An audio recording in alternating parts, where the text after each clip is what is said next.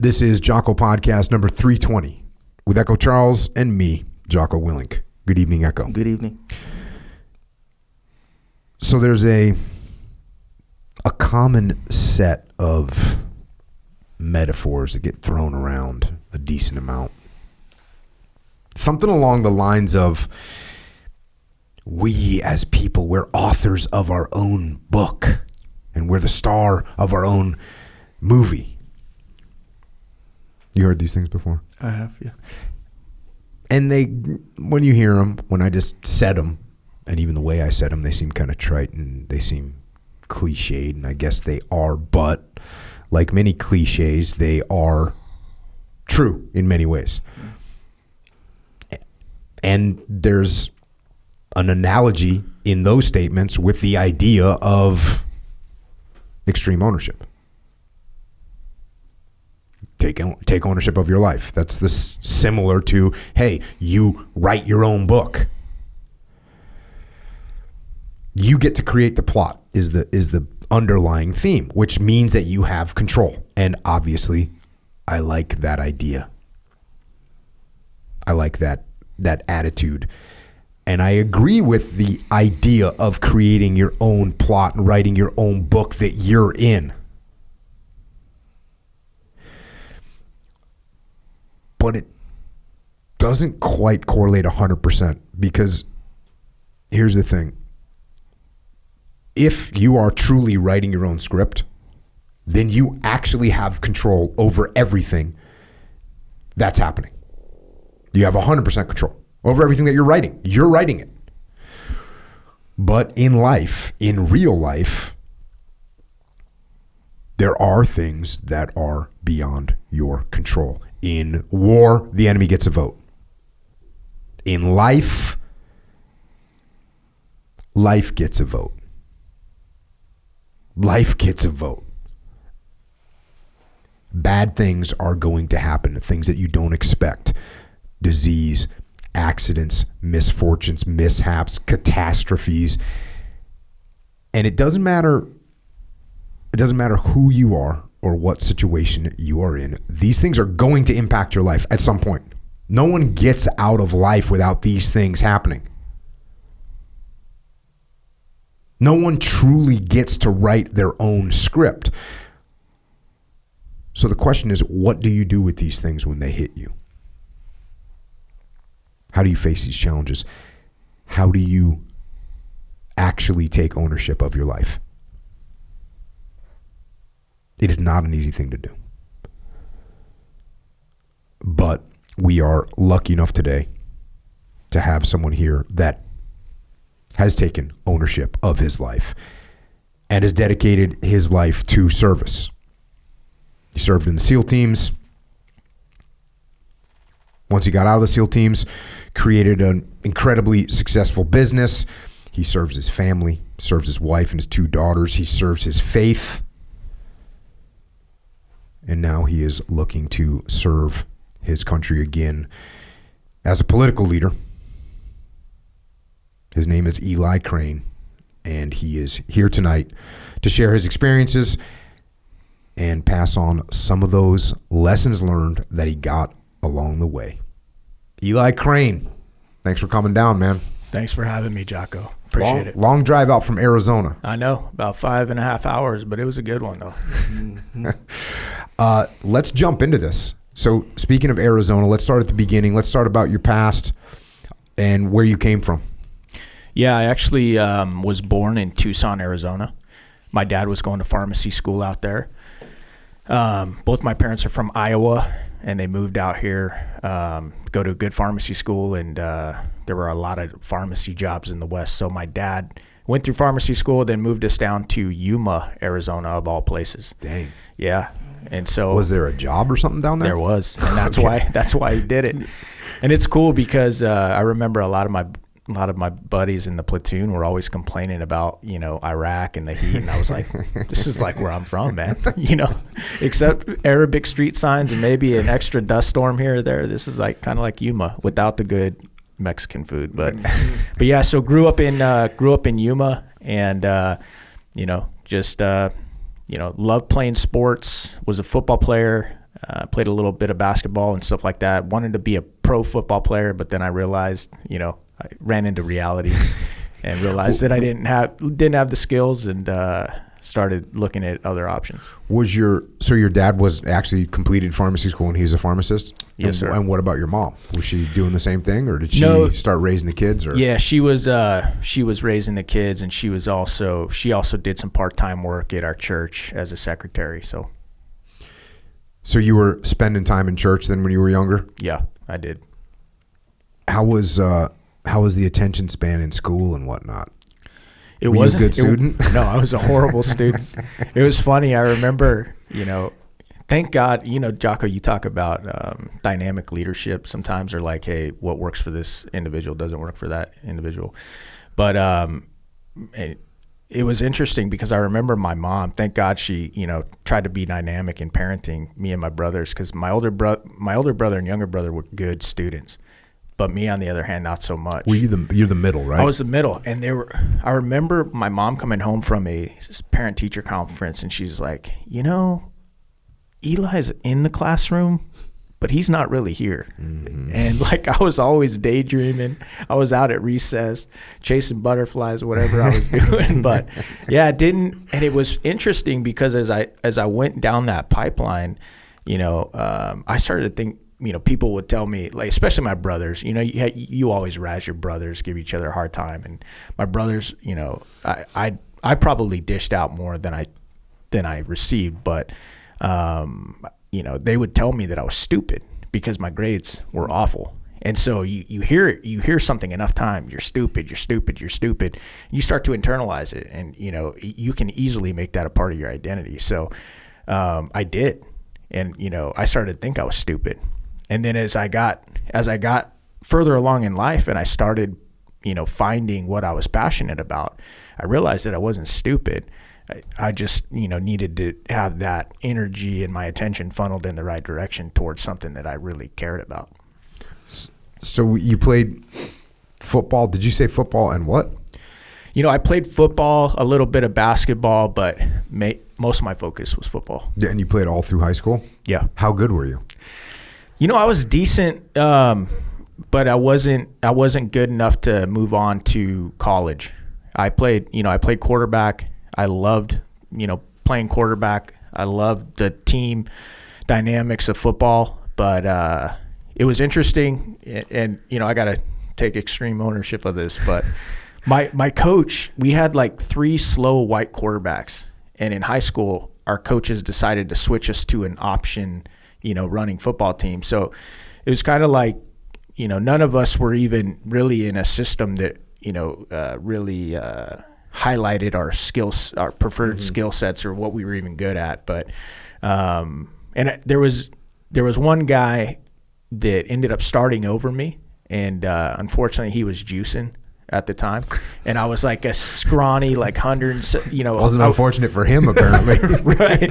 No. He was like, I was 6'1", like 170 pounds, just really, really scrawny. Hadn't put on any weight yet, and he could throw about 15 yards further than me, and he started. So it is what it is. Didn't get the opportunity to really start once I got deeper. I started all the way up to like my junior year, and then I got benched, and the bottom line is, I wasn't good enough to make it happen. And I'm looking back on it, hindsight being what it is, I'm kind of glad, because I'm pretty thrilled about the route that I ended up going down. And then you stayed in Yuma. Is that where you went to high school? Yeah, that's where I went to high school, Cibola High School. And your parents were just continuing to work and get you ready for life? Yep, pretty much just raising me and my 2 brothers. And I feel pretty fortunate to grow up in the home that I did. My parents loved us, they provided for us, etc. And I realize a lot of folks don't get that, so pretty grateful for that. And then were you planning to go to college? Was that part of your plan? Yeah, I was planning to go to college, but I was hoping that I could go there and play football. Like, that was my focus. That was my goal. And then I also wanted to be in the military at some point. And so the advice that I was getting was, hey, Eli, if you're going to go to college, or if you're going to go into the military, go through school, get your degree, become an officer, and you'll get a lead man, the pay is better, etc. And, that wasn't the path I ended up taking, but did you get better grades as you got older, or did your brothers scar you to the point where you were just not doing any schoolwork at all? No, so when I got out of high school, I started working some like odd jobs like construction. At one point I was like a scorekeeper down at Parks and Rec, for like softball games and stuff like that. I was working at a restaurant as like a busboy, definitely not on the path to success. This is when you got out of high school? Yeah, when I got out of high school, didn't go right into college? I didn't. Okay. And then I was kind of lost, and it was right after my parents' divorce, and my parents' divorce was pretty tough, and so it kind of rocked my world. I was definitely, a little bit rattled. So I was trying to figure. How old were you when your parents got divorced? I was 17. So, thankfully, like I said, I got my parents together for most of my, upbringing, but it was a pretty brutal divorce, and so it just really rocked my world. And I was, took some time trying to figure out who the hell I was, what I was going to do.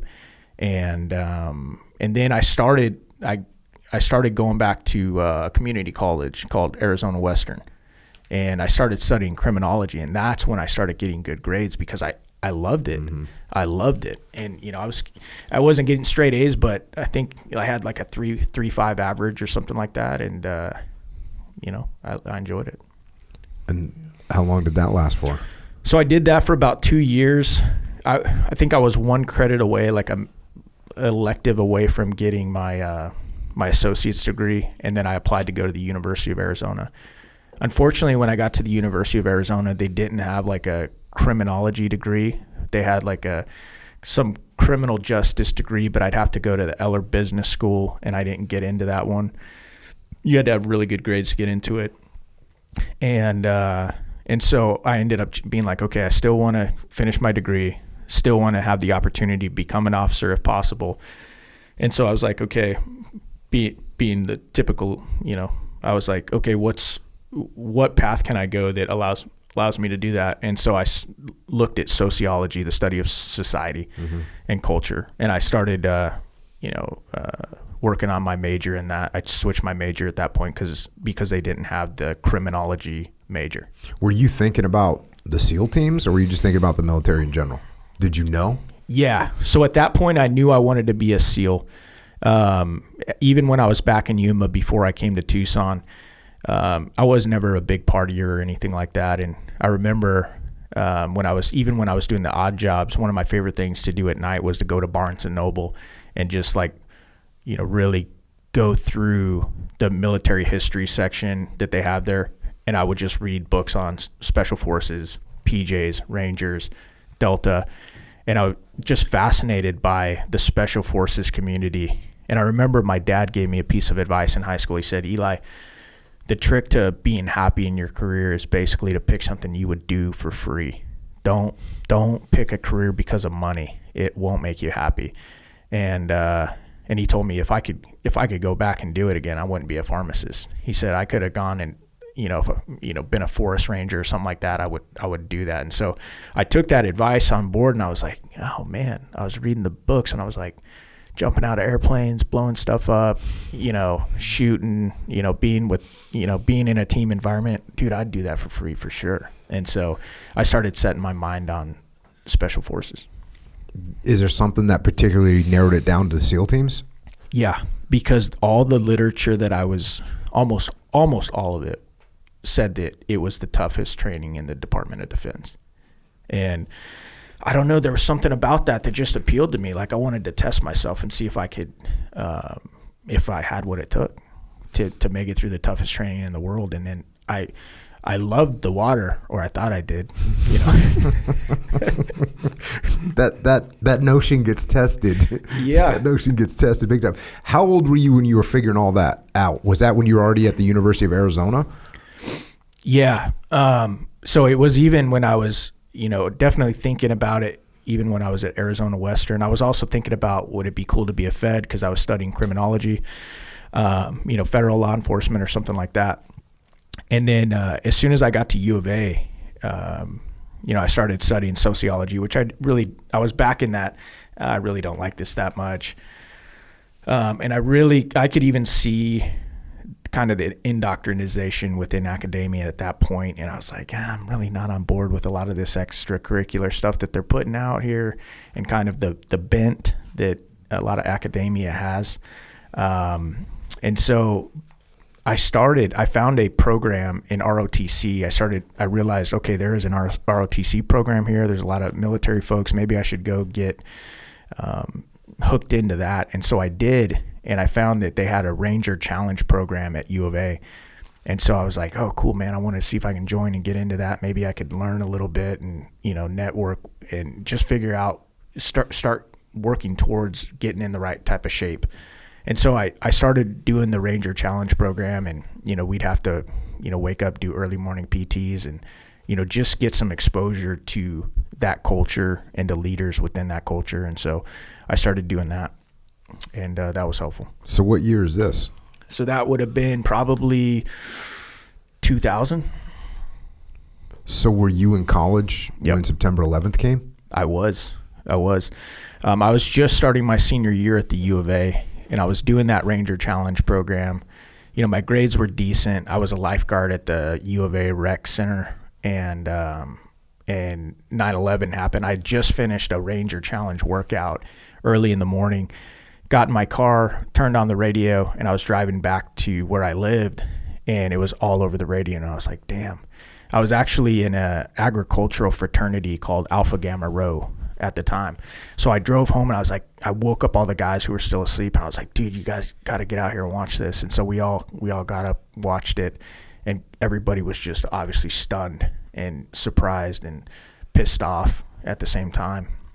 And so I remember wanting to join, obviously I wanted to join the military, and I remember, taking a couple days to think about it, but I'm just like, I got to go, and I remember calling my mom and my dad and telling them, hey, look, I've decided I'm going to go join the military. I'm going to drop out of school and join the military.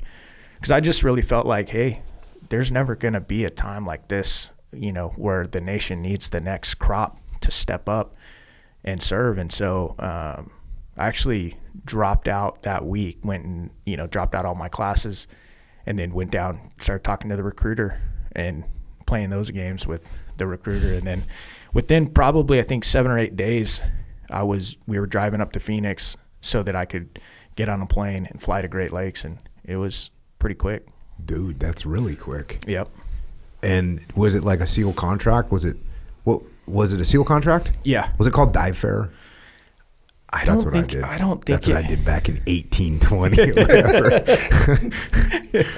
No, it wasn't called that. I can't remember what it was called, but they did guarantee me the opportunity to do a screen test and try out.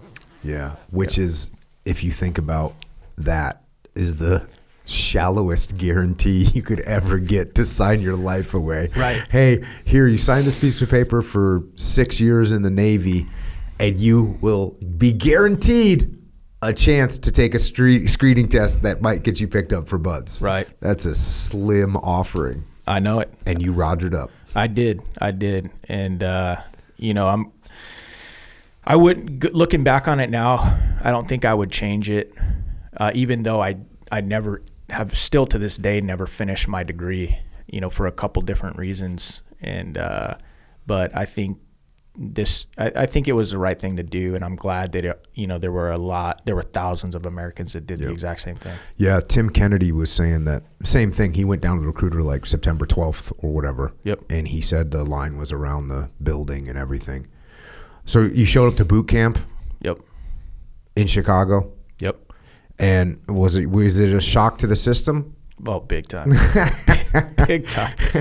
Yeah, I don't know who doesn't get a shock when you show up to boot camp. Even Navy boot camp, which is, relatively mild, I guess, compared to, like, let's say the Marine Corps boot camp. But just the immediate loss of all your personal freedom and personal space, it's kind of a little bit of a shocker. Echo. I understand. And what were you going to be? So I back then. I mean, obviously your goal is to be a SEAL, but you had to take a rate, right? Yep.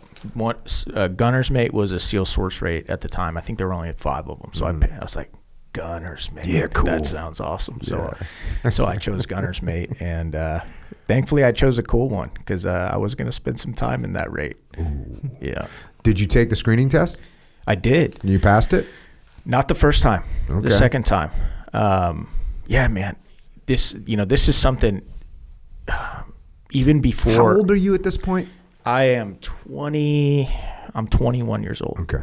So I didn't pass my first one. I passed the second one. Like I was running in like back when you had to run the screen test in like steel-toed boots. Boom knockers. Yeah. And I had gotten some, what I would consider today, probably some pretty bad gouge from a team guy that I talked to because I didn't know any SEALs, but my recruiter, he was like, hey, man, there's some SEALs out at YPG, Yuma Proving Ground, here at jump school. We can go talk to them if you want. And I was like, yes, I'd love to go talk to one. So I remember going out. He drove me out there, and I talked to one, and he was like, look, man, the only way you're going to know is if you have what it takes. It's just to show up and do it. He's like, can you pass the screen test? And I was like, yeah, I think I can. And so that is the worst advice ever. So that's what I was rolling. I'm like, this guy's a Navy SEAL, dude. This is what he told me. So, and then, so I, once I got to the level where, I could pass the screen test, I was like, okay, I'm good to go. Let's do it. And, then when I got, but even when I ran the screen test on my own, I was never running it in steel-toed boots and pants. And and like a fool, when I did the stuff, I didn't do it together. And that's a big deal though. A lot of people don't, yeah, dude, I can do 42 push-ups. Yeah, I can do 6 pull-ups. I can do all these things individually, but you're not running them together. And when you start running them together with the time requirements in between, it'll gas you pretty quick. So the first time I ran it, man, I was dry heaving coming across the finish line and failed. But I got a chance to go back and do it again. The next time, I came in with maybe a second left. And they're like, all right, sweet, you get your SEAL contract. And I'm like, yes. And so graduated from boot camp, went to Gunner's Mate A School right there in Great Lakes. And at that point, they let us work out with some actual SEALs. We got to do SEAL PT, I think 3 times a week. So I started doing that. And it was kind of funny. I have hairy legs. And so there was this instructor Hatter. You and Joe Biden, apparently. Right. Wow. I didn't realize. You've seen that video, right? I have. Dude, I mean, is there a crazier combination of randomness that you could put into a video besides that Joe Biden and hairy legs and the kids and the blonde hair and the most insane thing? Yeah. So anyways, all right. So you got hairy legs. Yeah, and so one of the instructors, his name was Instructor Hatter. He wouldn't even let me speak English. He made me speak in Wookiee. And I used to be real good at doing the cheat, but it was he made me run around and go report to so and so over there, and I would run up to him and he'd make me report like that, and they loved it, but whatever. And so did the SEAL PT thing, graduated Gunner's Mate A School, and then went immediately to BUDS and classed up with BUDS Class 242. Did you get what you expected at BUDS? Oh, yeah, and more, and more. And it was really interesting because I actually made it through Hell Week on my first attempt. And, definitely not heroic, more like hanging on by hanging on. What were you having trouble with? BUDS. Well, yeah, I was having trouble with BUDS. When I was born with, some doctors say that I had asthma. Some said I had exercise-induced bronchitis. Whichever diagnosis is correct, at the end of the day, my lungs only function at about 60%, and that, of what they're supposed to. And that's after even an albuterol hit or treatment. And so, you can imagine, if your lungs are only functioning at 60% and you've trained to the bare minimum, you're going to have a tough time. And so I was having a really tough time. And so I made it, and I walk around at about 225 pounds. Because my lungs don't function at the level they're supposed to, I had to get down to 175 pounds just to pass the screen test, right? Mm-hmm. It's like a car, right? Mm-hmm. We can't put a bigger engine in this thing. We can't do a lot to it. How do we make it? We start stripping weight out of it, throw the back seat, like get rid of weight. Because this thing is only going to go as fast as it goes. And so started really, getting really thin. And that. This is while you were in buds? Or I had to get really thin before even going to buds, just because Was this while you were at GMA school? Yeah. So while you're at GMA school, you're just dropping weight. Yep. Trying to be able to run faster. Yep. And you show up at buds, and you're hurting. Yeah, and it wasn't just that. It wasn't just that. Like, I was immature as well. I had. That's one thing that, like, when I talk to people about SEAL training and buds and the fact that they're trying to form you into a team guy, when I first showed up, I was immature, and I was looking out for number one. I was looking out for me. I was like, man, and it wasn't like I was a jerk, but if I'm struggling, if I'm on the struggle bus over here and I haven't grown up and matured yet, I'm like, man, I gotta focus on myself. I'm not gonna volunteer for that 2 spot under the boat, man. I'm hurting, right? And so after post Hell Week, I failed a evolution called life saving, which sometimes is a pass or fail. Sometimes it's a weed out evolution. And so life saving, just for people to understand, this is where the students have to rescue the instructors who are allegedly drowning, and they're actually not drowning. They're actually just getting ready to kick your ass. Yep. So, and they have different levels. The first one is kind of passive, and then it goes to the 5th level, which is you're in a fight with another dude in the water. And you mentioned that it's pass fail, but you also mentioned that there's a decent amount of subjectivity to it, where if you have a guy that's coming through buds that maybe he's meeting the standards, he might even be crushing the standards, but he's not doesn't appear like he's going to be a good teammate. Doesn't appear to be the kind of guy you'd want in your platoon as an instructor. Yep. They can weed that guy out. Yep. At least that's the way it used to be. Yep. And that's what it was. And I'm glad. I look back on it. It's one of the best things that ever happened to me. I failed that event. They give you, like, in most evolutions of buds, they'll give you like 2 or 3 chances to pass it. I failed it 3 times. So they sent me to an academic review board. When you were failing that, was that just like horrifying? I can only imagine that failing life saving would be kind of like drowning. Yeah. I don't know. Yeah. It was horrifying. Like, I remember we had one instructor who was a very large man. I remember getting him back to the pool wall, pinning his hands on the side, and I was just smoked. And I got up on the pool deck, and I'm still holding his hands on the pool wall so that, he doesn't, because he'll just fall into the pool if you don't pin him to the wall. And so I'm pin him to the wall. I get up, I get out of the pool deck, and like I'm supposed to like cross his hands as I bring him up. You know what I'm talking about? So he can like spin the other way. So he can spin with his back towards me, and then I can put him on my legs and slowly let him down. So if he was a real drowning victim, I'm not creating more trauma. And I remember I spun him the wrong way, and his junk like landed right on the pool deck, and I heard him go, ugh. And he was as big as Jocko, dude. And I'm like 170-pound bud student on my 3rd try, and I'm like, oh my God, I'm done. And went to an academic review board, and I remember walking in, and they were like, all right, young man, we've looked over your record. And this is post Hell Week. This is post Hell Week. Me and my roommate were both I think we both got boarded that day with one other guy. And they were like, look, you're obviously tough. You made it through Hell Week, but we need the best of the best here. And you're not meeting up to that standard. They were like, you failed to run, you failed to swim, you failed a no course. And here's the big one. And you're ranked in the bottom 25% of your class. because in SEAL training, even back then, we were doing peer evals, and so that's a big deal. Mm-hmm. And so they're like, we're going to recommend that you come back in a year.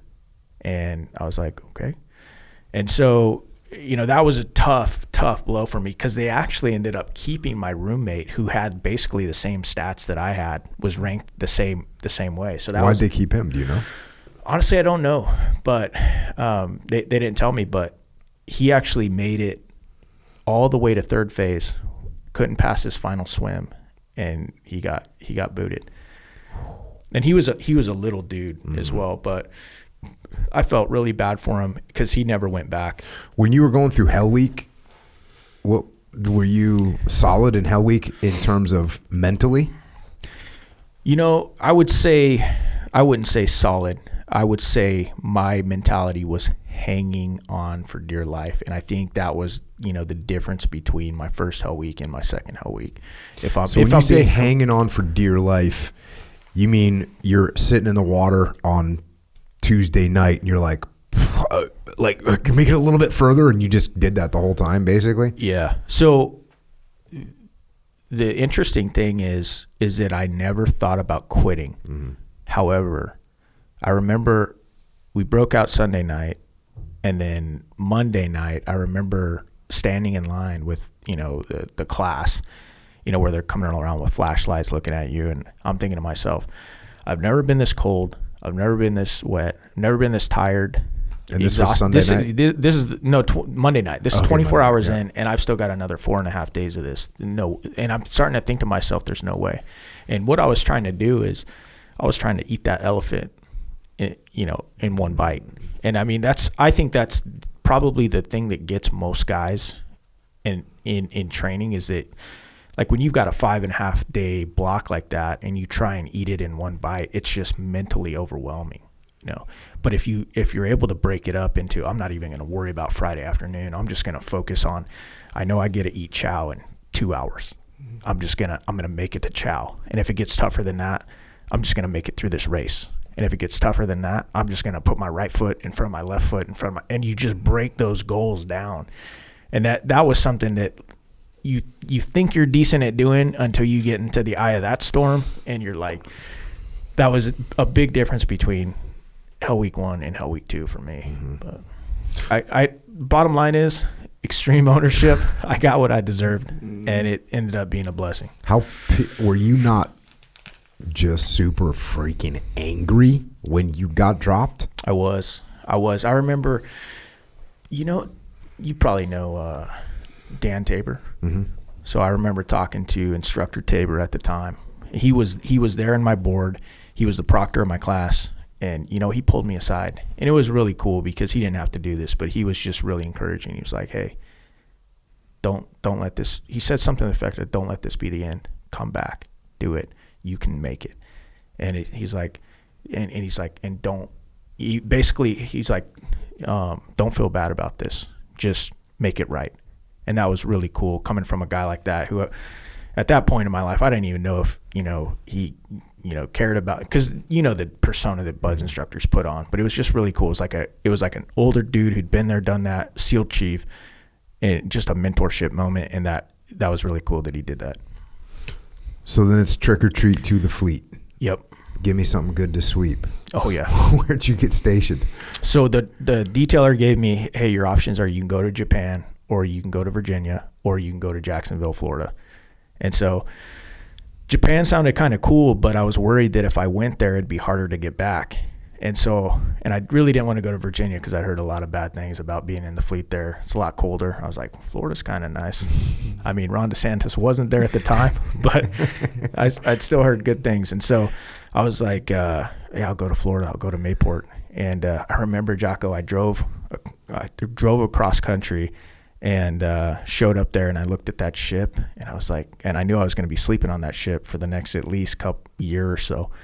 I actually slept in my car, man. I was like, oh my God, dude, this is going to suck. And it did. It sucked. Yeah. What are you, an E3 at this point? Yeah. So you check on board your ship. Did you get scullery duty out of the gate? Like mess decks? Yeah. No, I didn't. Matter of fact, I got hooked up on that regard. I never went we call it cranking. Yeah, mess cranking. Yeah, that's right. Mess cranking. And my rotation didn't come up for probably till I'd been on the ship like a year or so. And instead of going cranking, I went and did something called the HAB team, and we were just rehabilitating spaces. It was the easiest duty I'd ever had on a ship. I worked for the post office clerk, and like they would just pick a space or two every week, and we would just go in, we would tape off the space, we would tape off everything that couldn't get painted, and we would just paint it. And other than that, like that's all we had to do. And they pulled me out of my division, so I didn't have to do any of the divisional work. I wasn't standing watches, and it was like the easiest duty I ever did. And all my buddies that were, in the gunner's mate division were so pissed off at me. They couldn't believe that I was getting a good deal. So we had this little gym on board. It was probably the size of this room. No kidding. Maybe a little bit bigger. What ship was it? It was the USS Gettysburg. Okay. It was an Aegis missile cruiser, CG-64. And there were over like 450 people on this ship, Echo. So there were two gyms about this size, 450 10 by 10 rooms, basically. 450, and they would close it down if like the ship was rolling too much. And so it was like you would show up hoping to get a workout in, 2 treadmills, and then they were almost always busy, and the food you're eating is garbage, and so it was like not only that, but you would typically underway you would work your regular day, like let's just say 6 a.m. to 5 p.m, and then every single night you would have to stand a watch. You would either have the 8 to midnight, or the balls to 4 as we called it, or the 4 to 8. And so your sleep was always interrupted. You were always getting treated like crap in the fleet. And but it was good for me. It's what I needed to grow up. And even in those circumstances, I said that I was immature when I went through BUD/S the first time. And I still think I'm a little immature now. Yes, sir. But it's a progression. But it was cool because I started looking back on, okay, what did I do wrong? How do I make this right? How do I improve while I'm out here? And even in those circumstances, I think I wasn't under a boat anymore, running with that heavy boat, or I couldn't step up for my buddies in that circumstance. But there were times where we were all tired. Nobody wanted to take the watch, or nobody wanted to take the trash out, or nobody wanted to do this. And there were times where I could practice, taking one for the team. And that was part of what I needed to do, and just learn how to be that guy, when the team needed you. And so, just grow up a little bit. But so how long did you spend on that ship? 2.5 years. Did you do 1 deployment or 2 deployments? 2. They said the SEAL instructors, and the recommendation on my exit eval or whatever it's called was, Eli, we recommend he comes back in a year. But the CO of a ship won't get a replacement if they let you go to a special program. So they were like, no, it's just not happening. You're staying here. We can't be undermanned. And so, at what point did you commit to I'm going back to BUD/S, I'm going to make it? So this is an interesting story, and it talks about it's all about taking risk at times, because Jocko, when my orders came through to go to BUD/S, I still had a year left on my current contract. So I could have gone to BUD/S, either passed or failed, and then, whatever. Yep. Or if I failed, I could just get out. Yep. The Navy was like, nope, you're going to re-enlist for another 4 years if you want those orders. They dropped that on me the day that I was scheduled to leave the ship. I was so pissed. And I was just like, I can't believe it, because I'm staring down the barrel. Because so are you at the 4-year mark now? I was at the 3-year mark. Okay. Oh, so your first enlistment was like 3 years because you didn't get through BUD/S? Well, I had a 4-year enlistment, but when my orders came through, I was at my 3-year mark. Got it. So I had enough time on my contract where even if I went to BUD/S, failed out, I could just get out. I'm out, clean escape, don't have to come back to the fleet. But the Navy's like, nope, you're signing a 4. They know that how much of leverage they have on kids that want to go back to SEAL training or do SEAL training or special program or whatever. And so, I remember calling some mentors in my life. I was like, hey man, this is what I'm staring at. What do you think? And I was just praying. I was like, Lord, this is the only thing this is the only thing on my heart. And I was even praying while I was underway on the Gettysburg. I was like, Lord, if this is not what you want me to do, please take it from me. Because I want to walk in your favor. I want to be the man you want me to be, and I want to do what you want me to do. But this is the only thing on my heart. And so if it's not what you want me to do, please, like, path me out of here, send me down the path, whatever path you want me to go down, because I'm a knucklehead. And if you don't help me and guide me and direct me in this, I'm going to probably make a bad decision. And so, but yeah, it was still, the fire still burned, to go back, even knowing that if I didn't make it, I was going to be right back in the fleet. So that's one of the hard things about the Navy, all you young men that listen to this show, is that at least in the Marines or in the Army, man, it's like, if you don't make it through a program, you can go be in a conventional unit and fight, bro. You're going to be fighting some rust and some dust in the Navy, bro. Polishing some brass. Sweepers, man your broom, dude. It's bad. And it must have been super hard to prepare now, since you're on a ship underway, 2 deployments in 2 years. You're eating food that sucks for your health. Chili dogs, baby. Chili dogs. How did you stay in shape, or how did you get in shape? Once I knew that my orders, once I submitted my package, I went right back to, hey, I got to drop a bunch of weight. I'd gotten a little bit stronger, put on a little bit more muscle, but I started dropping the weight again so that, I could keep up on the runs and whatnot. Sometimes they'd let us run around the ship. Sometimes, sometimes they wouldn't, but, I just did. Anytime I got the opportunity to work out, I did. And, I was hoping that the increased maturity was really going to help me out a lot. But, I just worked out whenever I can. And I definitely don't feel like I was ready just because of what I came out of. But I was more ready mentally to, go back. And I think that was where my biggest issue was. And so you get back to Buds. Easier this time, or maybe not easier, but you were more mentally prepared. Yeah, it was easier in the fact that I was mentally prepared, and I knew, I'd seen a lot of the movie already. The difference is that when I got back the second time, right off the bat, I got pneumonia, and so I failed. So I already have horrible lungs, and now I've got pneumonia, like, just ravaging them, and so I failed my first 2 runs. And so they were like, look, if you fail one more run, you're done. We're dropping you. And I hadn't even got back to Hell Week. So I'm like, oh my God, dude, I'm not even going to get back to where I was, where I made it to the first time. And so thank God I passed my 3rd run and got an opportunity to go into Hell Week. And so thankfully, I made it, past that run, made it through Hell Week, but I was on the bubble the entire rest of SEAL training for runs. Yeah, and I was a horrible runner. Every time, like, came in like, 4, 3, 2, 1 Eli second passes. Yeah, exactly. Was Hell Week? Was it better going through the first time when you didn't really know what to expect, or the second time where you did know what to expect? Which one was better? Which one was worse? For me, the second one was much better, just because I think that there's a lot of, fear and anxiety going into something like that has taken out so many men better than you, or perceivably better than you, and stronger than you, and faster than you. And you can't argue with the data. I mean, so many guys don't make it through that.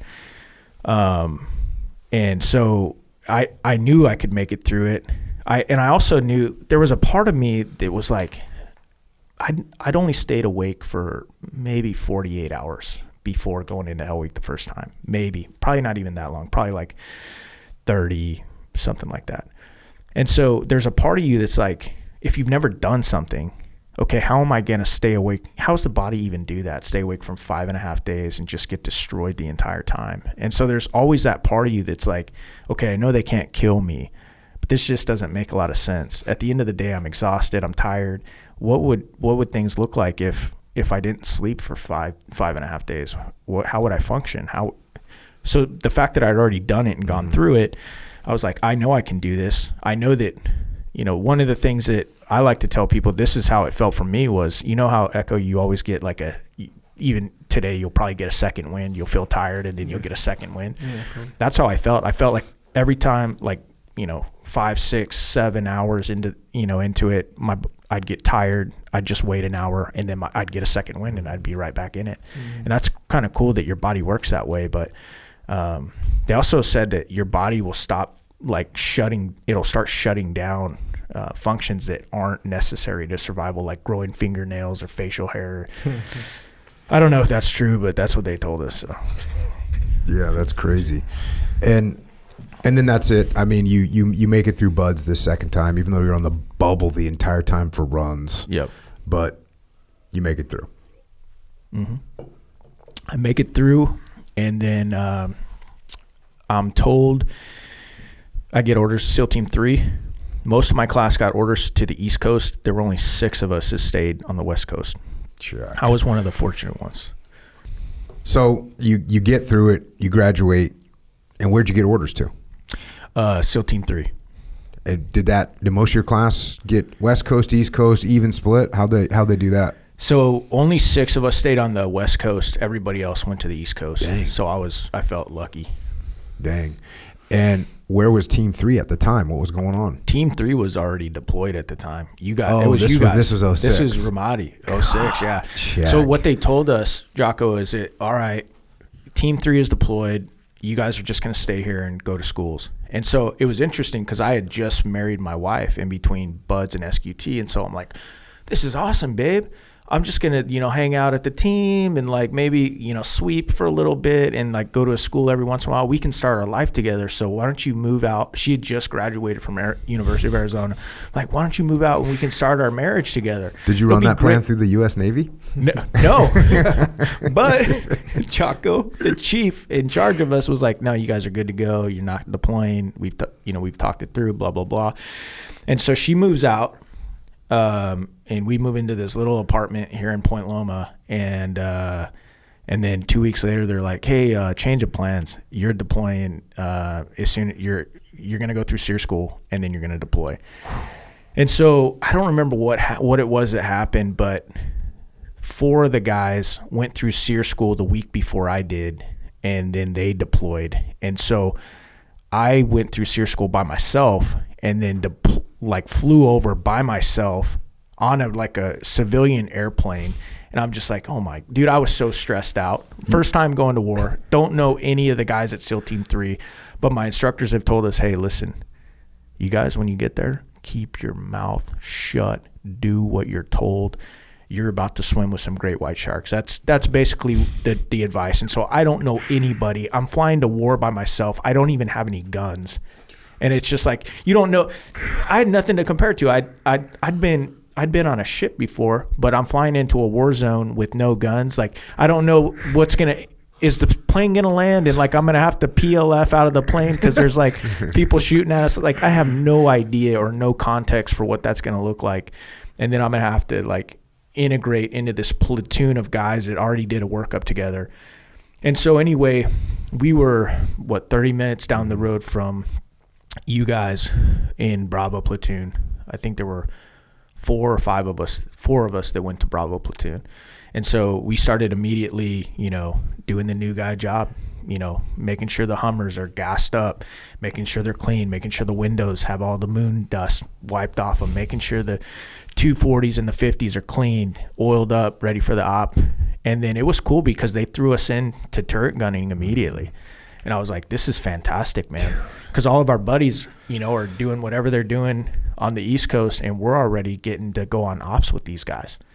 Yeah, that's freaking awesome. And the culture in that platoon was really cool in that the rule was this: we're not messing with you unless we need to. And then if we need to, we're going to tighten you up. And, but it was just like, as long as you walk around on eggshells, do the new guy thing, we'll leave you alone. But you're gonna do all the crappy jobs that nobody wants to do. You're gonna do it standing tall with respect. And I was totally all about that. Things changed a little bit once I came into Bruiser, the very next pump. I'm trying to think of how many guys came to Task Unit Bruiser in Ramadi. You guys got Sal DeFranco. I know we got Sal. And another dude named Sean. Okay. Sean H. Yeah. Sal was he's such a nice guy, and he smiled all the time. This is the invention of normal face. So I had this thing I'd do with Sal where I'd taken the cardboard like innard from the spools of paper that we would print maps on. Yeah. And I'd sit there and I'd be like, all right, Sal, listen up, bro. You can't be, you're like supposed to be a SEAL now. You can't be having this big smile on your face. You look like a dork. We don't look like dorks. And of course, this is all like hilarious. So he's smiling even more. And I'm like, okay, so here's what we're going to do. You can't smile. If you smile, I'm going to whack you in the head with this thing. And, so then I'd say, I go, ready? And he'd be like, yes, sir. And I'd go. And he couldn't keep like a normal face for a half a second. I'd have to whack him in the head. But He was a freaking good guy, funny, and just had a good attitude, but he just smiled a lot. And of course, whatever you're going to do, if you don't smile, you're going to get beat for not smiling. If you smile too much, you're going to get beat for smiling too much. So you're going to get beat. I mean, that's basically what the whole concept was when you rolled out. But when we get to it, remind me to tell you a funny Sal DeFranco story that involved you in skits. Okay, Jack. They made us do skits. It was hilarious. That must have been good. Yeah. So you ended up, I mean, that's still, even for Sal, for you guys to roll out on a deployment. You haven't even done a workup before you guys get to go out. You guys get to do some ops, get some experience, get to know what it's like to drive down the road in the middle of the night waiting to get blowed up. Yeah. Which is fun. Then what? So then the deployment's over? Yeah, then the deployment's over. And I flew back on the last bird. I wonder if we were on the same bird. If it was the last bird, we were on the last bird. I don't think so. I was relaxed, so he wasn't there. But yeah. So anyway, I get back, and it's weird because all the guys had already been back. They were already like selecting the new platoons. I was on the last bird, so I get in late. And then I remember, getting back. Me and my wife, we schedule our first like date night. Like we're gonna finally get to go out and celebrate. Hey, hanging out, made it back, all that. And so she's getting ready. I'm already ready to go. Like how that goes out on date night. And I get a call from one of my other new guy buddies that just came back with me, but he came back I think before me. And he's like, hey, you need to get down to Danny's right now. And I'm like, what? And he's like, yeah, bro, we're in Delta platoon now. Get down here right now. And I'm like, no, dude, I'm off, dude. We're going. He's like, Eli, I'm not asking you. I'm telling you, get your ass down to Danny's now. So I got to go tell my wife, like, hey, there's going to be no date night. I don't know what's going on, but apparently it sounds serious. Yeah. So I'm rolling down to World War III is apparently broken out. Yeah. There's a situation. It happens to be at a bar in Coronado. Yeah. And so like I jump in my little green Honda Civic and I drive over the bridge as fast as I can without, getting arrested. And he's like, just when you get to Danny's, come out behind the bar. And I'm like, oh, this sounds fantastic. He's like, yeah, we're in Delta platoon. Chris Kyle's our LPO. And I'm like, awesome. And so I get there, I walk through the bar, all the new guys that I just like graduated, SQT with, some of which went downrange, some of which didn't, are now standing at attention in lines behind Danny, just getting screamed at. And I'm like, holy cow, dude. So yeah, that was, and so that night, we were, it was the induct into TU Bruiser, right? And so this guy,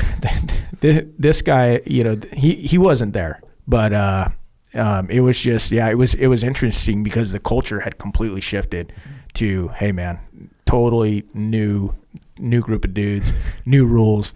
And I realized real quick that this was going to be a interesting 2 years, and you better be locked on. Like we would come into rooms, like the new guys, like back to back, like fire hands ready to go, because you didn't know what you were gonna get hit with. But they definitely loved having new guys around. I'll tell you that right now. Yeah, I guess that answers my question. I was going to ask you if you got treated like a new guy since you kind of had a little bit of a deployment. I guess the answer is a solid yes. Oh yeah, they were like, in fact, like a little bit worse because they're like, you lucky bastard, you got to go over there and you didn't even do a workup. That was the thing. They're like, hey, that didn't count. You're doing a full workup. You will be a new guy for a full 2 years. And it was like, Roger that. And, what doesn't kill you makes you stronger, right? So it's all good. Did you, what position did you get in the platoon? Were you A-dub? A-dub, turret gunner, yep. And it was cool, but I like to talk about my failures because I think that's where the gold often is. Chris actually sat down with each and every one of us with his like little green notebook, and he's like, all right, tell me what are your goals? What do you want to accomplish? What do you want to do? And I said, I want to become a sniper. And so he actually, and I think there were a couple other, but that was other guys that wanted to go to sniper school, but that was my number one thing. And so he actually sent me to sniper school, my first as a new guy. Damn. Yeah, and I failed. Oh, I know, man. I made it through pick and then scout, and then I didn't qualify expert on the M4, the 200-yard qual that you have to do before you actually get to go to sniper school. And so that was hard walking. Can you can imagine coming back and telling Chris, hey, I just blew that. And so they didn't get an extra billet because I failed. So Chris wasn't happy about that. It definitely went in the book of woe. And so paid for that pretty dearly, but it is what it is. It wasn't like I wasn't trying. Yeah, the people, I guess it's hard to see from the public persona that got put out of Chris of like how funny he was and how like shit talking he was, and just and the other thing that sounds crazy is the prank. Like he liked to do like pranks on people like a little kid, He did. That was when people ask me all the time, they're like, so what do you think of that movie? And I was like, hey, the movie's, it's decent, whatever. But I was like, the number one thing that they screwed up was like that. They missed like how funny he was and his sense of humor and how he was always doing something shady. Always doing something shady. So, but I guess maybe Hollywood didn't think it'd be as cool of a movie as if, they portrayed him that way. Yeah, I guess they would have had to make it into a mini series or something where they could develop the character, develop his personality so you could see all sides, which would have made it more impactful, because then you'd see, hey, this guy that is very funny, loves his family, and likes to clown around also can be totally serious and has the most serious job. But they got to take all that stuff, and like you said, they got to make it into a movie that's an hour and a half long, and that's what they did. Yeah, they took like 15-20 years of his life and condensed it into an hour and a half. So I mean, that can't be easy to do. Yeah. How was that workup? Good. So I was running your workup. Yeah. Thank you, by the way. My God, dude. Unbelievable. Did you carry any wounded guys anywhere? Yeah, we actually, dude, it was so crazy. Like, and it was cool to see you because you'd come out all the time. And I can't remember which years you were even out for, but I do remember doing like, 7-click insert in, hit the target, and then on the way exfil, this guy would put half of our guys down at least. So actually, I wouldn't. You guys would. You guys would get tore up by the Op4. All right. Hey, man. I think there might have been. I wanted you to win, bro. I wanted you to win. I think there might have been a little bit of suggestion from this guy to make it as hard as humanly possible, just by reading some of his stuff. But it was interesting because like you would, you do your op, you do your mission, and then like you've got another, click or two to exfil out, and trade it's putting down over half of your guys. And so, you've already got your body armor on, you've got like a machine gun, you've already got like, you're loaded for bear, and now you've got to carry, another 250, maybe even depending on his size. We had some beasts in my platoon, so, maybe another 300-pound dude, and it was just like brutal.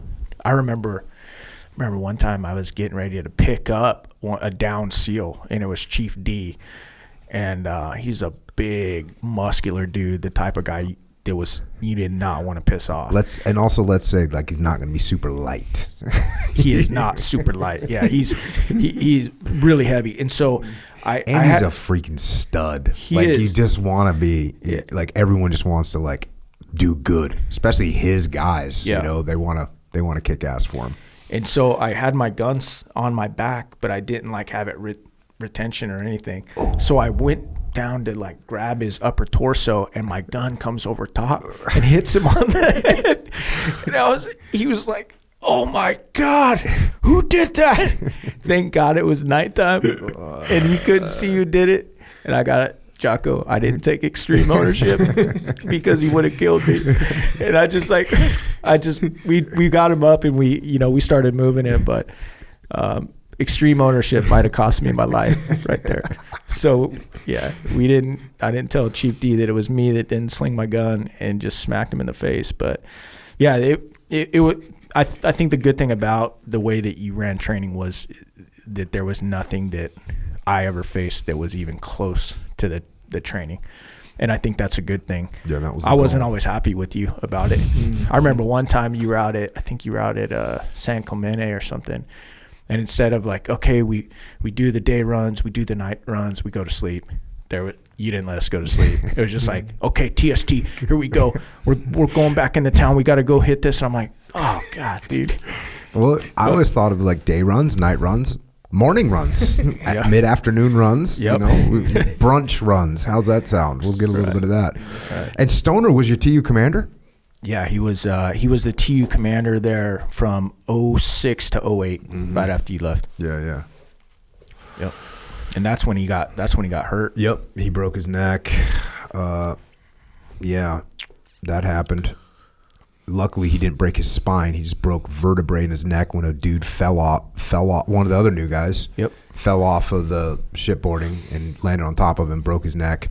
I remember I was at Tradette, and I get the call like, "Hey, we got an injury," and I'm like, "All right, Roger." And then I got like a text from someone like, "Hey, it's Stoner," and I was like, "Check." Went up to the hospital, but thank God he didn't break his spinal cord, so he was able to put on a neck brace, kind of walk through the rest of until that was healed up, and still able to go on deployment because he wasn't going to stay home. I mean, come on. No. Well, that brings up another funny story because remember, I don't know if this guy's still in. Anyway, our LT during that period, Texan guy, Jimmy. Mm-hmm. Yep. He made us roll. He made us do jiu-jitsu 3 times a week, right? He's, all of them, following this guy's footstep. And so we would roll. We'd do jiu-jitsu before the day started. And I remember one time I got somebody, I can't remember who it was, another LT in a triangle choke. And I was tying it in good, and he picked me up, stacked me, and dropped me on my neck. And I heard something go pop, pop. And I was like, okay, and we did a quick timeout, and I was like, okay, I can still move it. And then we finished the day. I'm okay. We finished the rolling. I feel okay. And then take a shower, and then it starts getting real tight and real stiff. And I'm like, man, this doesn't feel right. Maybe I should go say something. So I made a mistake, and I went and said something, and I told Chris, I was like, hey, I did something while I was rolling. I heard some pops in my neck, and it's starting to get really, really tight. And he's like, okay, go over to medical. So medical called an ambu, who came to this 3, picked me up, put me on like a bed or whatever. Damn. Took me to Balboa, did x-rays or whatever, and they're like, oh, you're good to go. So they brought me back, and but they made me put a neck brace on. And so I walk in to see Chris, and I'd taken the neck brace off, and he's like, so what happened? And I'm like, I'm good to go. They did x-rays. He's like, did they give you anything? And I'm like, well, this neck brace, but I don't need it. I'm good. And he's like, no, with the neck brace on. So Chris had the guys paint it pink and then made me wear the neck brace for like the next week. And I was like, even when we because we were just getting ready to go to Pendleton. And so he made me wear it out in town. He made me wear it everywhere. And I was just like, oh man, dude, I'm never saying anything ever again.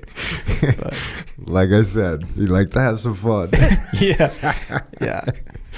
And then, so how was that deployment? It was, I think it was good. I know a lot of guys weren't happy about it, but we started on the Syrian border in Al Qaim. Mm-hmm. We turned over with an SF unit, and the deployment started out with our primary focus trying to stop foreign fighters and equipment and all sorts of money and stuff flowing in from Syria mm-hmm. into Iraq. And so we did a lot of desert patrols. And that it's not, I don't think it's what team guys really love doing, mm-hmm. but it is what it is. And then we actually spent a lot of the first month and a half building up a structure to live in. So we called ourselves SEAL Bees. Like we had 2 CBs that were like constantly telling us what to do, how to build this structure. And so we built that. And then after we got that finished, that's when I think the Army called and said, "Hey, we're gonna cordon off Sadr City, mm-hmm. and we need some SEAL snipers and some guys to come in and help us do that because Al Sadr's militia was killing the Iraqi contractors that were building the wall." And so that's when Stoner and Chris and several other guys, some were RG-33 techs, some were comms guys, and many of them were snipers. From SEAL Team 8, and then from SEAL Team 3, they formed like this super troop, mm-hmm. Which Stoner was in charge of. And so they went and left us.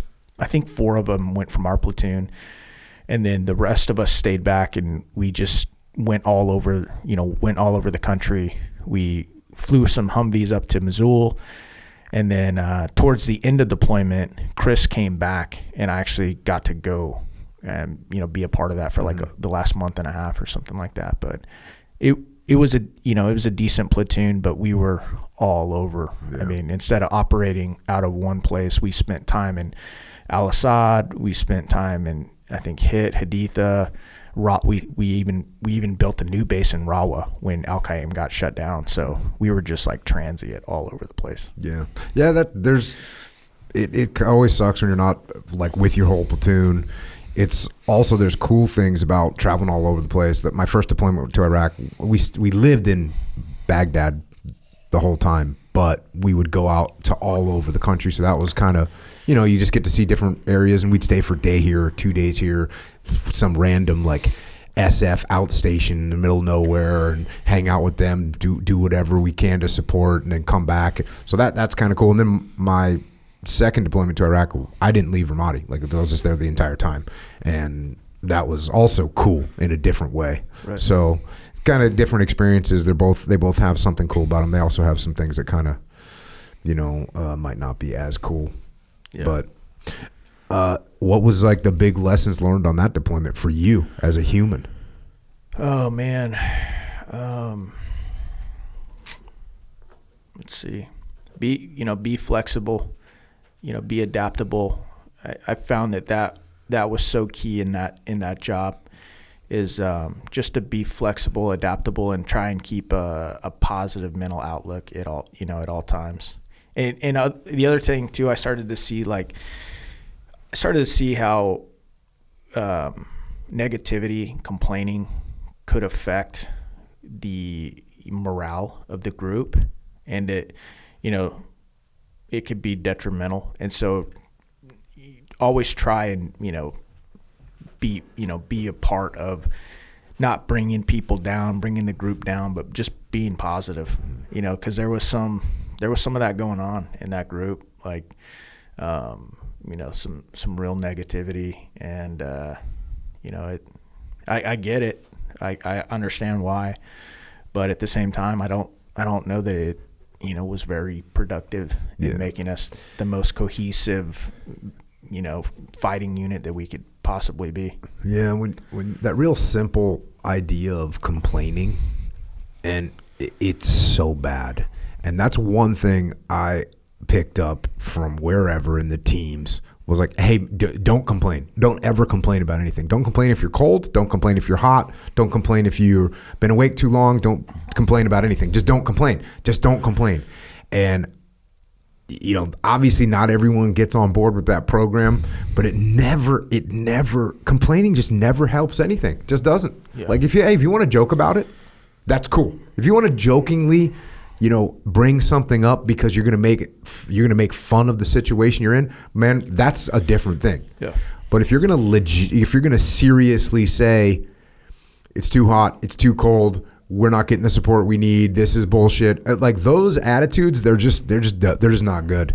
And that's why I always liked that team guy that you just never hear him complain. Or when someone does complain, when you get the right crew, someone starts to complain, they get shut down, and that's a good attitude to have. Is that where good comes from? That is 100% where good comes from. That's freaking Stoner. That was Stoner coming to complain to me about something. Yeah. And him saying like, I already know what you're going to say. And I'm like, well, what? And he says, you're going to say good because that's what you say about everything. And it's true.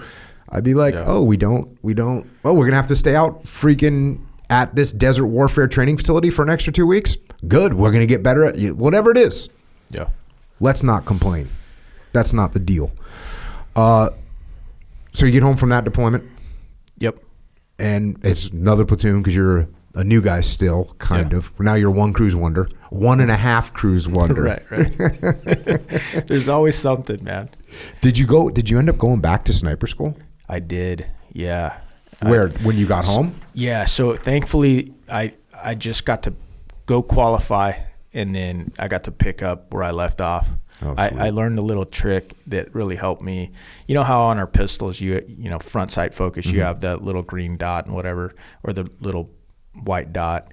Well, I was looking at the front sight post on my, M4 iron sight, and I was like, it's just straight black. I mean, aim small, miss small. And I was like, I took a little paint pen and I just put the tiniest little white dot on my front sight post. And that really helped me to put it where I needed to. And I started doing a lot of dry firing in the positions that I was going to have to shoot, and did well on the test. And then went out to sniper school. I did really good on the shooting, but I was really bad at the stalking. And I was on the bubble the entire time.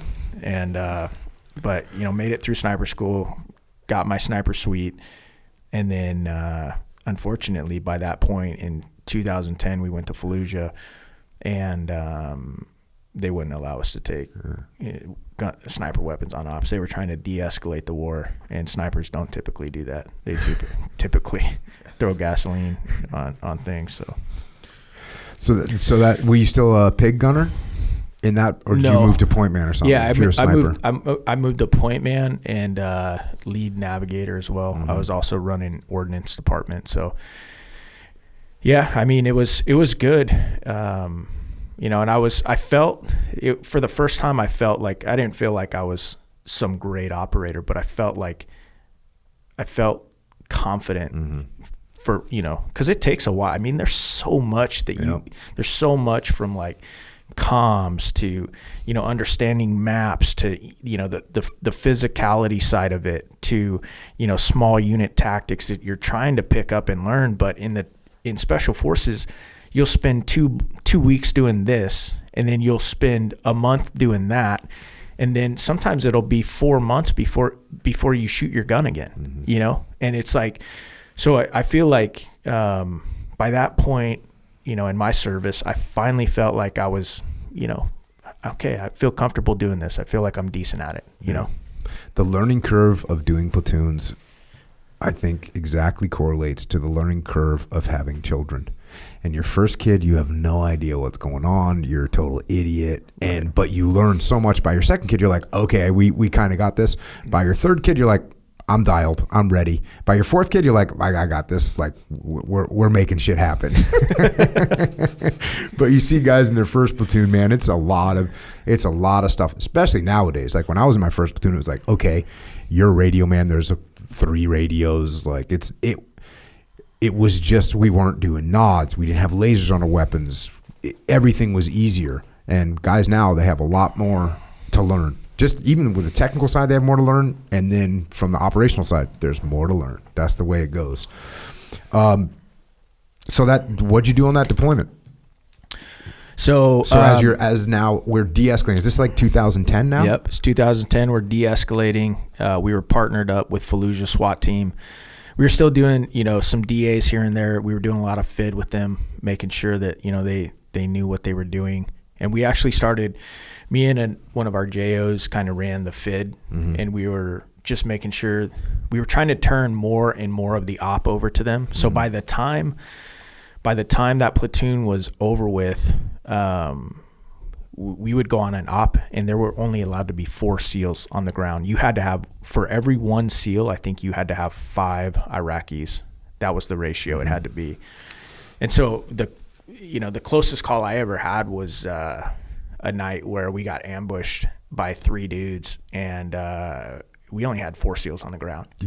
we had I think 3 gun trucks. So we had 3 RG-33s with those remote weapon system, the remote 50 cals. But yeah, I mean, it was interesting getting, in an ambush like that where you only got 4 dudes and then a bunch of Fallujah SWAT team guys. And you're like, at one point, our AOIC at the time, he was on my side of the street. Just give us start to finish a little bit. Okay.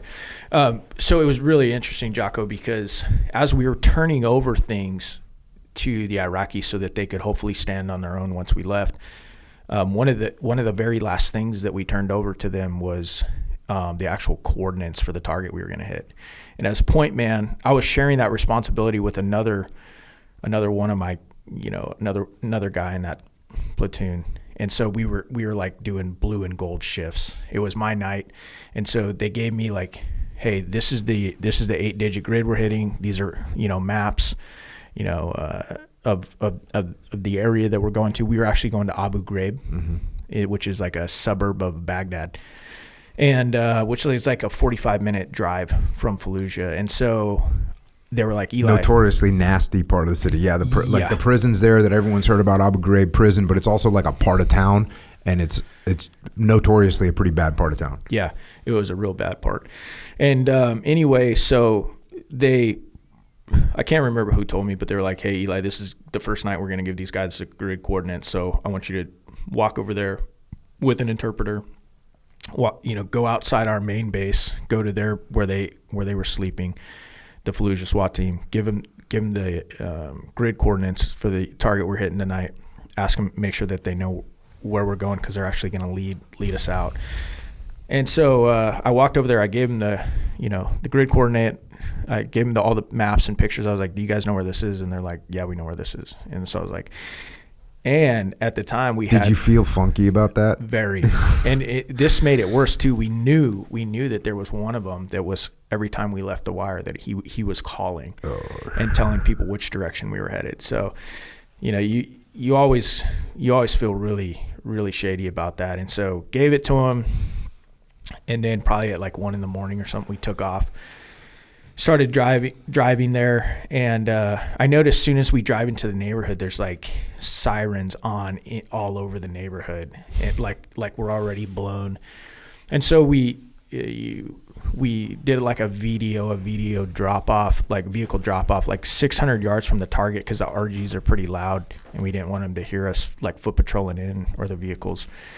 And so we get out, and there's 4 SEALs on the ground, and then there's like 20 Fallujah SWAT team members, and we start taking off, and I'm also point man that night. So it's like it's only a 600 yard patrol into target. And so we're walking down this really, really wide street. And so I put us into like a file formation so that at least a couple of us can engage if we get a contact front.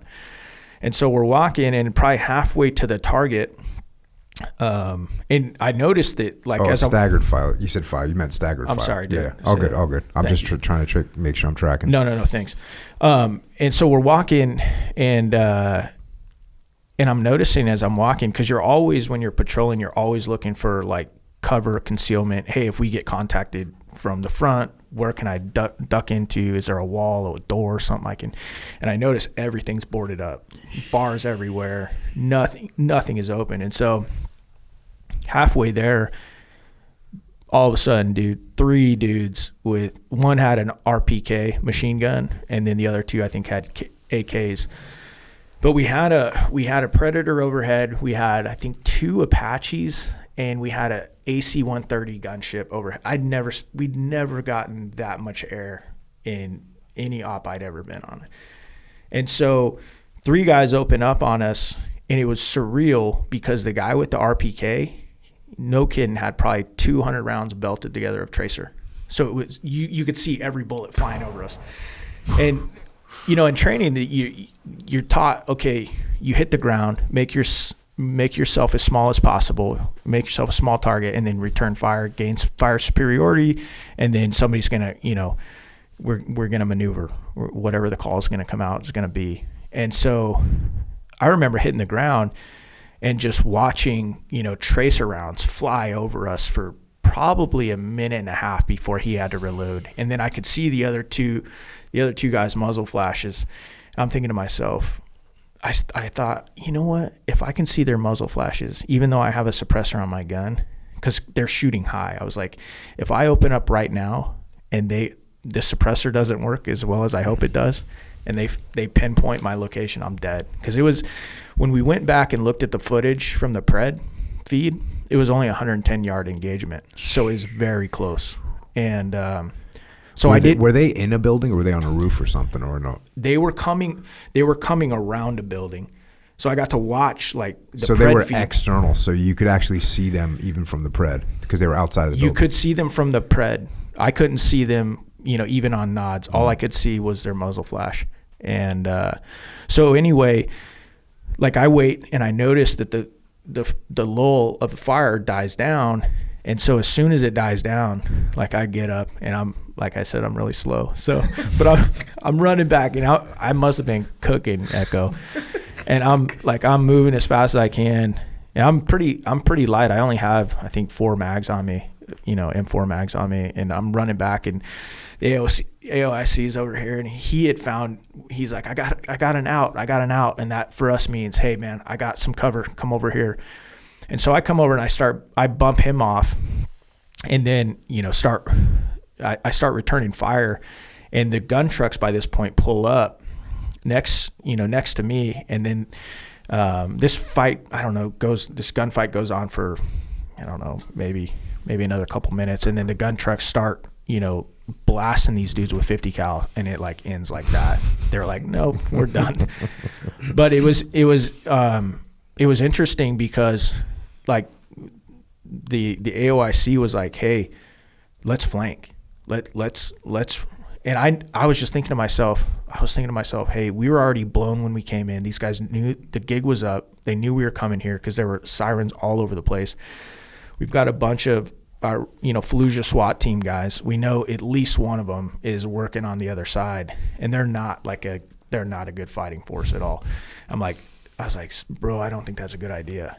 And I say we hold what we got and get the hell out of here. And thankfully, and I don't know how it would have worked out if we would have done, what he wanted to. He was just being a hard charging, he wanted to make moves and, go just smoke these dudes. But I had a real bad feeling about it. And so, thankfully he was like, he listened to me, and he was like, let's hold what we got. And we, jumped in the trucks, and we got the hell out of there. And then it was crazy because believe it or not, it was actually a Iraqi policeman that ambushed us. And so then they roll up, and it's like this, it gets this heated exchange, like, what WTF are you guys doing? Because we had to pass, you know how that works, where you have to pass up to, their higher ups, like where we're going to be operating. So there's deconfliction that goes on.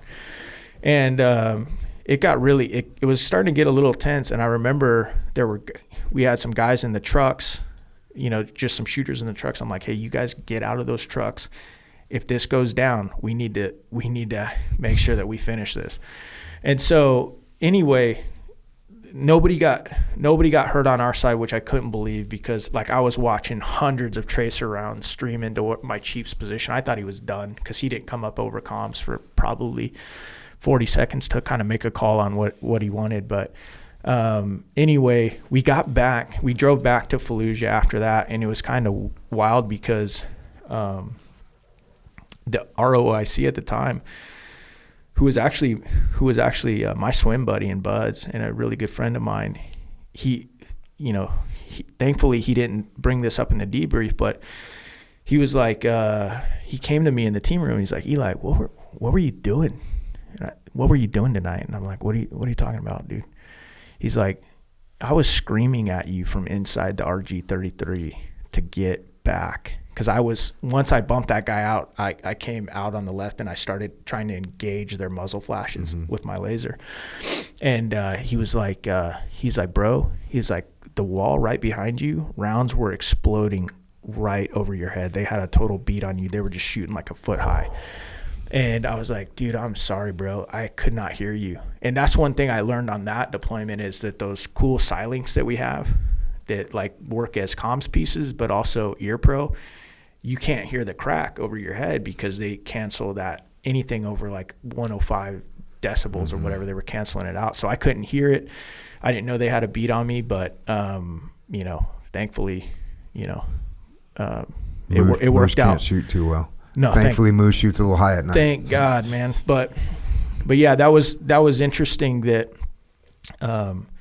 because of the situation, and we had so many Jundies or Iraq Fallujah SWAT team members with us, it really limited our ability to do stuff when we needed to. So you wrap up that deployment. Yeah. And then what's your plan? Because now you got 2 platoons. You maybe could do a 3rd platoon. You maybe could go to training cell or trade debt. Maybe go. What's your options? What are you looking at? What do you make up your mind to do? Yeah.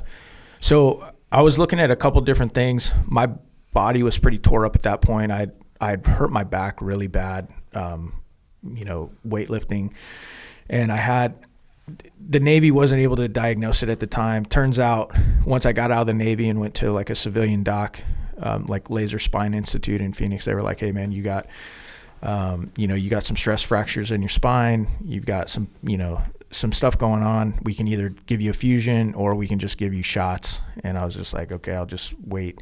But my back was pretty messed up at that time. It really, was pretty excruciating just to even wear body armor.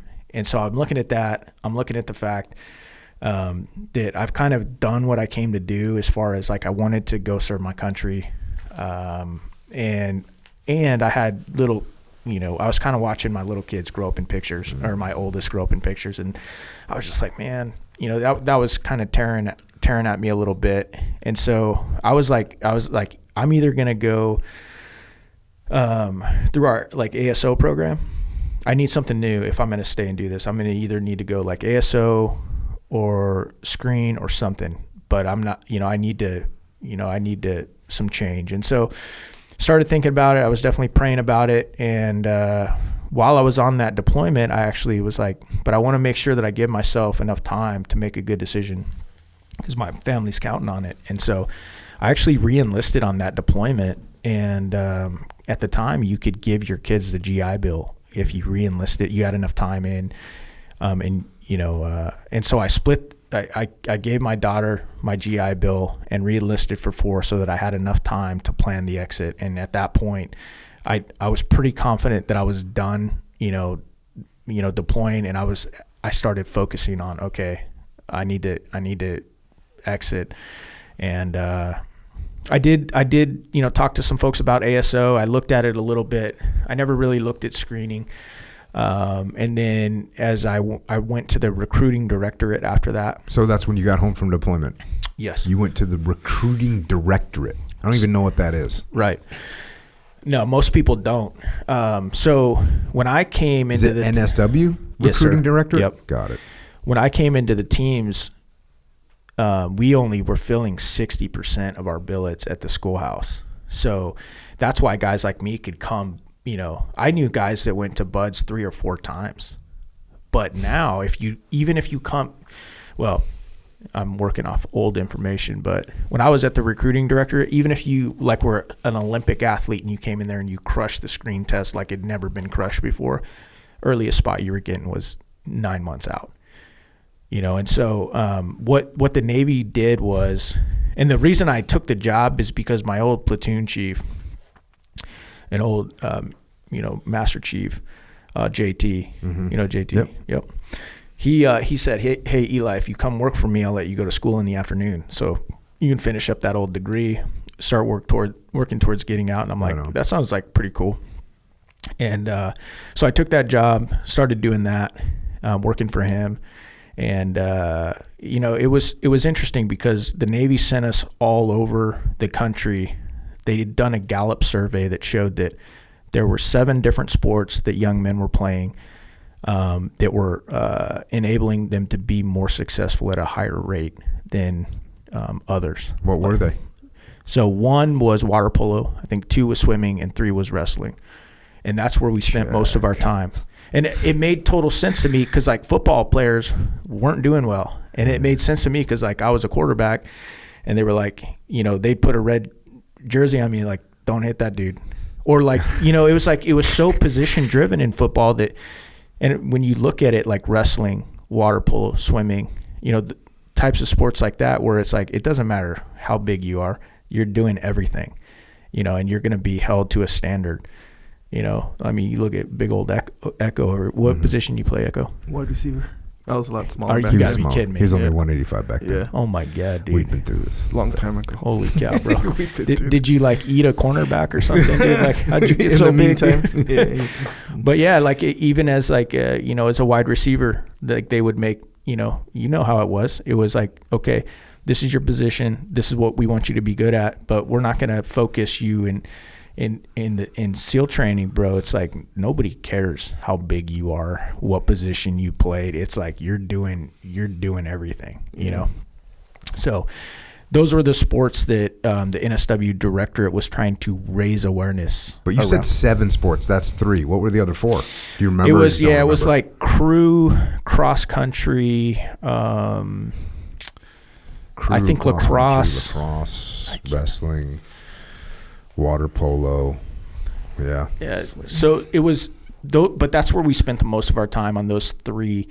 And they would send what they called SEAL scouts around to those type of events in high school, college. And what we would do is we would show a video of, like, you can't recruit a SEAL. If you have to talk somebody into showing up to that and then they see it for real, they're like, no, I'm not doing this.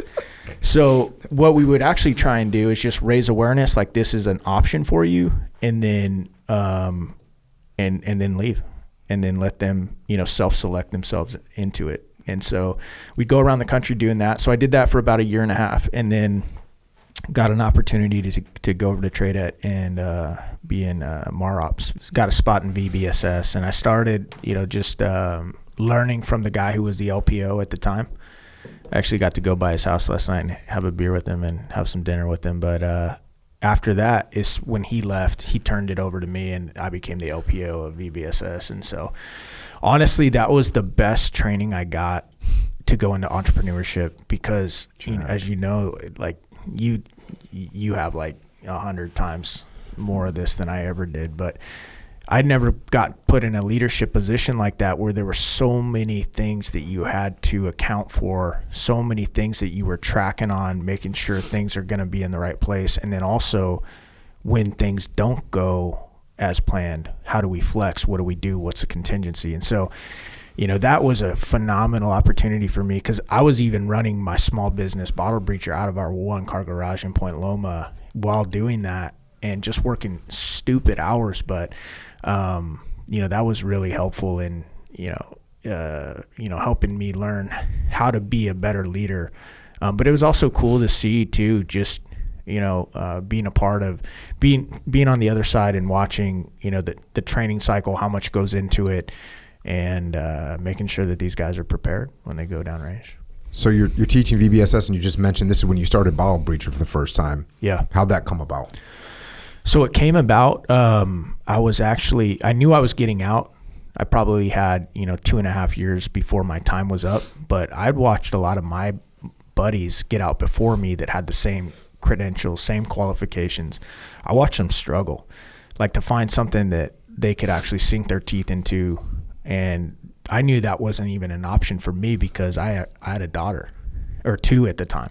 And so I was like, man, Eli, you got to figure this out. And so it was a little bit of fear that was driving me. But also going back to that identity early on, like, I didn't want to, that one of the things that my brothers used to call me was a fuck up. They used to call me that all the time.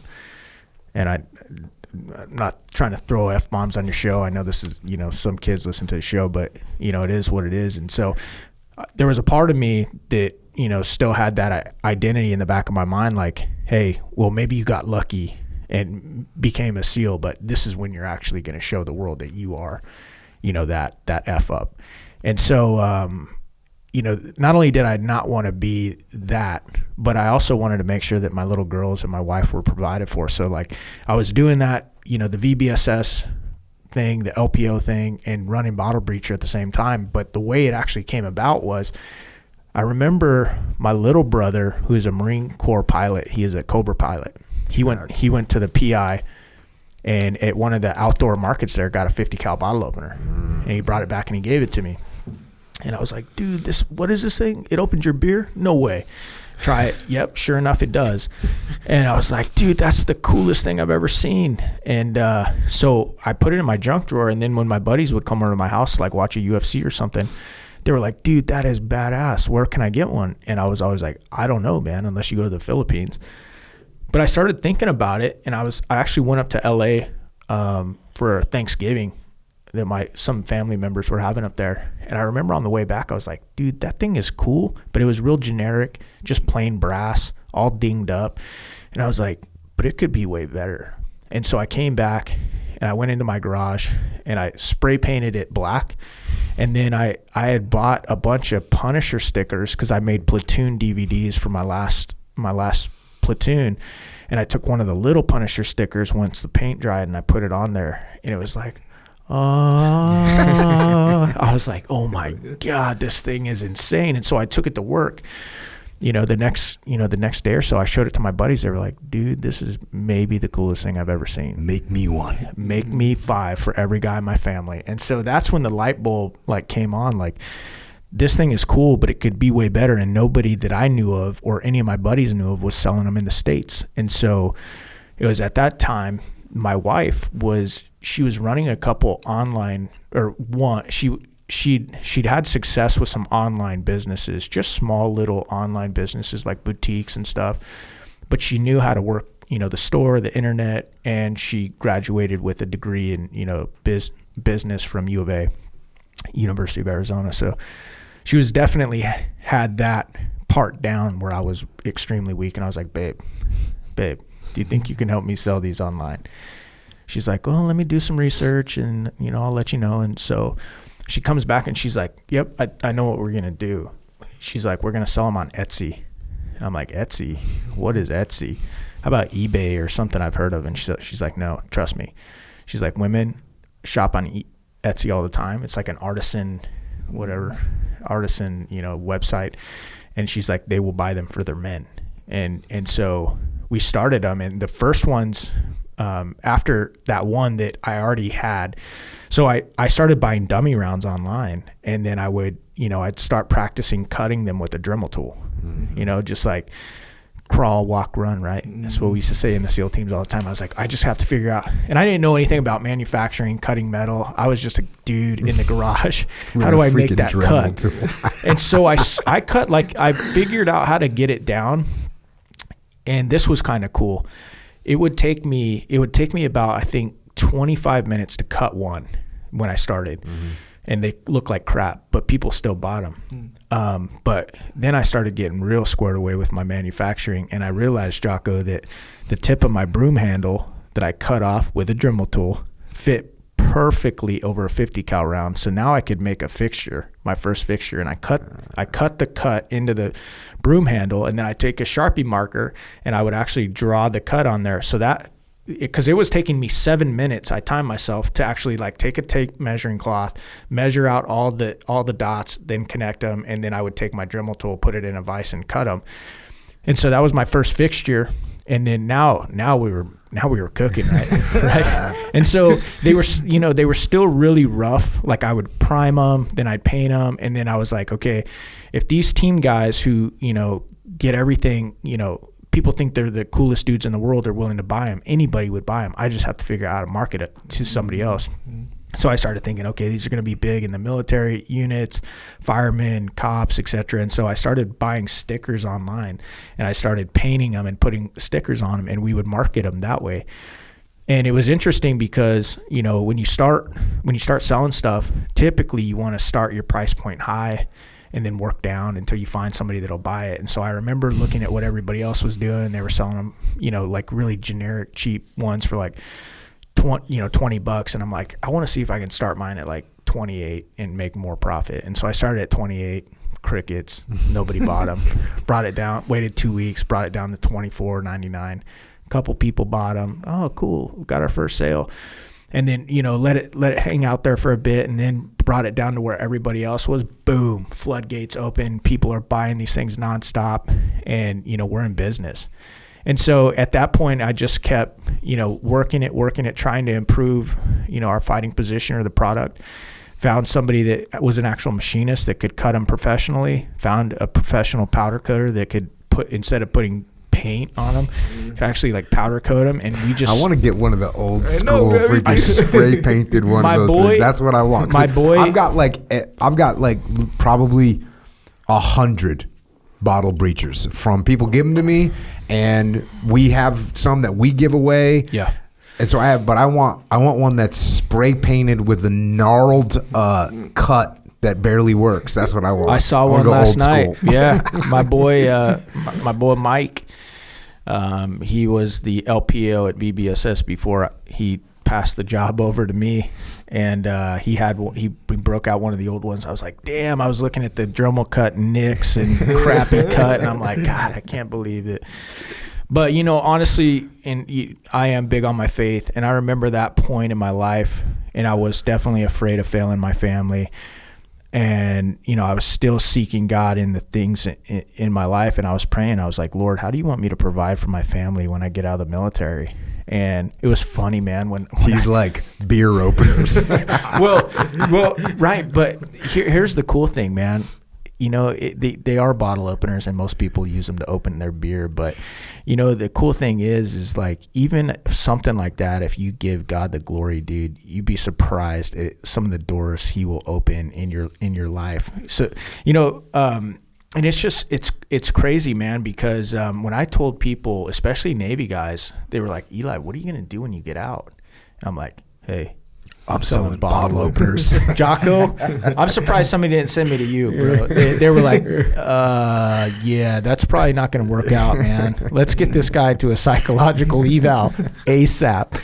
But it was cool because within 6 months, my original goal wasn't to build like a multi-million-dollar business. It was like, hey, I want to make some extra money for a date night or to save up for, my next firearm or whatever, just some supplemental income. And then as it started growing, I was like, dude, this could be something. And 6 months into it, we were doing $7,500 a month, which blew me away. I never thought we'd even get there. And then at that point, I made one of the better moves that I ever made in business. And I sold my chopper. I had a motorcycle that I used to drive over to your gym and do jiu-jitsu with. But I sold the chopper, and I bought a laser. I took the funds and I bought a laser engraver. And that is when things just went, because I was watching an episode of Shark Tank, and the sharks were tearing apart an entrepreneur, primarily Kevin O'Leary, who became one of my investors. And he was ripping apart an entrepreneur because this guy, he had decent sales. He had a pretty cool, unique product, but he had no brand recognition on the product. So like, he had the brand on the packaging, But as soon as it left What the packaging, what was the product? it was like a green neon suit that you would wear at a football game or like a ski, like skiing or something, made you stand out, right? And the guy, Kevin and Mark. There's a market for that? Oh yeah. For a green neon suit, like Well, a skin tight suit? Yeah. Like spandex suit? Exactly, yeah. And so the guy he was doing $300K in sales, and Damn, bro. annually. I've never seen a human in a green neon suit. I'd never seen one either, but he had this. He had the sales. He had the product there, and they were looking at it, and Kevin's like, he's like, is the brand on this anywhere? And the guy's like, no. He's like, Kevin just starts ripping him up. He's like, this is the dumbest thing that you can do as an entrepreneur. He's like, what if somebody's looking at it and outside the package and they want to know who made it, but they can't find your brand on there anywhere. They can't go Google it and look it up online. And so I was sitting on the couch with my wife Jen, and we because we had two small kids, I was in the Navy still, and we were running Bottle Breacher. There wasn't a lot of free time, but we did allow ourselves, like, that was our, like, one show that we'd watch together. And I was like, babe, we got to figure out how to get Bottle Breacher on each and every one of these units leaving the garage. And so I started doing some research, which led me to laser engraving. And so I had about $30,000 in the bank from like a re-enlistment bonus. And I was like, we're getting out of the Navy. I don't want to risk, our little nest egg on something unknown, right? And so I was like, I'm going to sell my bike. And San Diego is the best place in the world to have a motorcycle. I mean, just the best place. And so that was hard for me to do, but I later read Rich Dad, Poor Dad with Robert Kiyosaki, and he talks about all the time, he talks about his book, Rich Dad, Poor Dad, what the rich teach their kids that the poor don't. Basically, the summary is, wealthy people teach their kids to buy assets, not liabilities, right? Assets, something that makes you money; liability, something that costs you money. And I hadn't read the book at the time, but that was basically the move that I made. And, by doing that, our sales went from $7,500 at the 6-month mark to a month and a half later, we were doing $22,000 a month out of that same one car garage, to the point where, like, I couldn't keep up with it. I had to start bringing guys in from the military that were doing whatever job, and they'd work in the garage and help me out. And then, I think, a year after that point, we were doing $80,000 a month out of that one car garage. And that's when I pitched to Shark Tank. And, so you were still on active duty when you pitched to Shark Tank? I was. Yeah, I was you must right be at the tail to end. the end. Okay. I was right at the tail end, and there was an open casting call down here in Mira Mesa. And I was sitting with one of my advisors in LA, and he's like, Eli, you got to get on that show. And so found an open casting call, went down there. They were like, hey, first 500 people get to pitch to a casting member. And so I got in line at 1 a.m. I was number 125. God. And then came back the next day once I got my little wristband badge and, knocked it out of the park. And then they were like, that was on a Saturday. Monday morning, they sent me an email. They said, hey, we loved your pitch. You have 1 week to make a video. And I, made the video. They loved it. We kept moving on. And it was funny because when you get in that process, they assign you a couple producers who are kind of coaching you through the process. And they were like, it was funny. Me and Jen would have to hop on the phone with them every Friday at 4 p.m. to have a conference call with them. How's the pitch going? Where are you guys at in the process? And it was funny. They were always telling Jen, we would practice our pitch on the phone with these guys. And they were like, Jen, Eli's just not excited. You've got to get him excited. He sounds like he's not enjoying this. And I'm like, guys, I'm not a cheerleader. When I need to get excited, but I'm not gonna rah sis kumbah. I'm gonna tell you, hey, this is what we're doing. These are what the sales are. This could be something. But you got to keep in mind it's a TV show, so they want you to they want you to be all. They want that drama, bro. They want the drama, They want bro. that drama. Yeah. But anyway, we got an opportunity to go on the show, and it went really well, and got 2 sharks, Mark Cuban and Kevin O'Leary, and it started blowing up, and that created another leadership challenge to work through. So then once it came out, how much longer did you have in the Navy once the show came out? So I actually pitched on the show. I feel weird telling the SEAL commander this, but I was on terminal leave when I pitched. That's legal, dude. Is it? Yeah, totally. Okay. Well, Yeah. At least as far as I know. Well, I've been out of the Navy now since what? Since 2014. So maybe there's a statute of limitations, hopefully. But anyway, so yeah, I was on terminal leave, so I wasn't even going into work, but I went and pitched in LA, and then the show actually aired the month after I got out of the Navy, my final month in the Navy. So it was like perfect timing for us. And we started working. Did you move back to Arizona? As soon as I could, even on terminal leave, I moved my family back to Arizona. So, what'd you get? Did you get a building for production? Like, what'd you do from that aspect? We did. We rented space.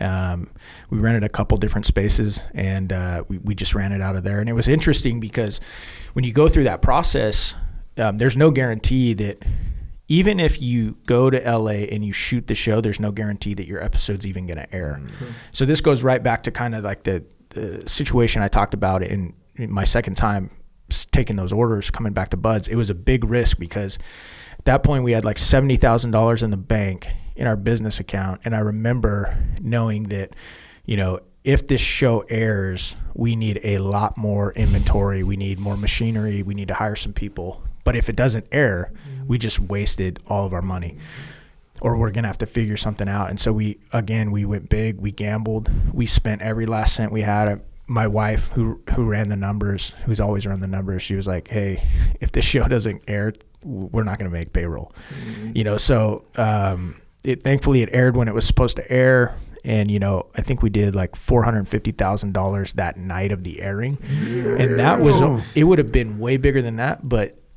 we got so much traffic on the website. I was told it was like 13,000 hits a second because there was like 12 million people watching the show. Dang. And they were like, the website crashed within seconds of it airing on the East Coast. And so thankfully, one of the things that I learned in the teams, guys like Jocko, was 1 is none, 2 is 1. Always have a backup. So we had a redundancy plan in place. We put up a banner on the website, hey, go to Etsy. We still had our Etsy store. People were still able to buy there. And so we limped through it. And then we were all like, yes, this is awesome. Great exposure, great sales. And then I'm like, now we have to make this stuff, right? Because we don't call, it's not like we're calling China. And so we were, before Shark Tank. We don't call China around here. That's right. That's right. My man. So we were making like 135 bottle breachers on a good day before Shark Tank. I think when we woke up the next day, we had to make like 60,000 bottle breachers.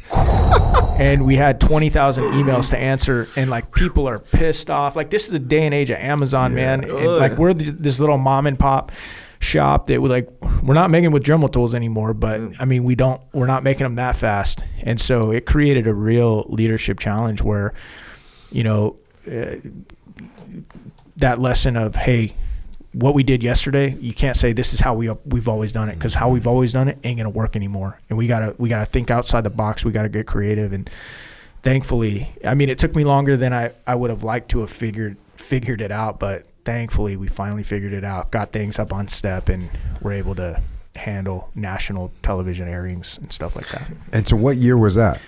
That was 2014. How long did it take you to get caught up with 60,000 bacon of 135 a day? 3 months. It took us 3 months, and people were pissed, man. Yeah. The worst part is if some people somehow were finding Mark and Kevin's, emails, are Shark Tank investors, and they were like, I can't believe you did a deal with this company. These guys are idiots. You're stupid. And we're like, at that point in my life, nothing was worse than getting an email from, Mark Cuban, like, WTF, you guys need to get this stuff straightened out, and it was just like, I mean, that's the type of thing that would just ruin your night, but, going back to just like working for Chris Kyle, dude, hey, that don't cut it anymore, man. So I think it was a blessing, and it's definitely prepared me for what I'm doing now. But there's I watched they have a YouTube video that's like after the Shark Tank. Beyond the Tank. Yeah, Beyond the Tank. Yep. And it was pretty cool.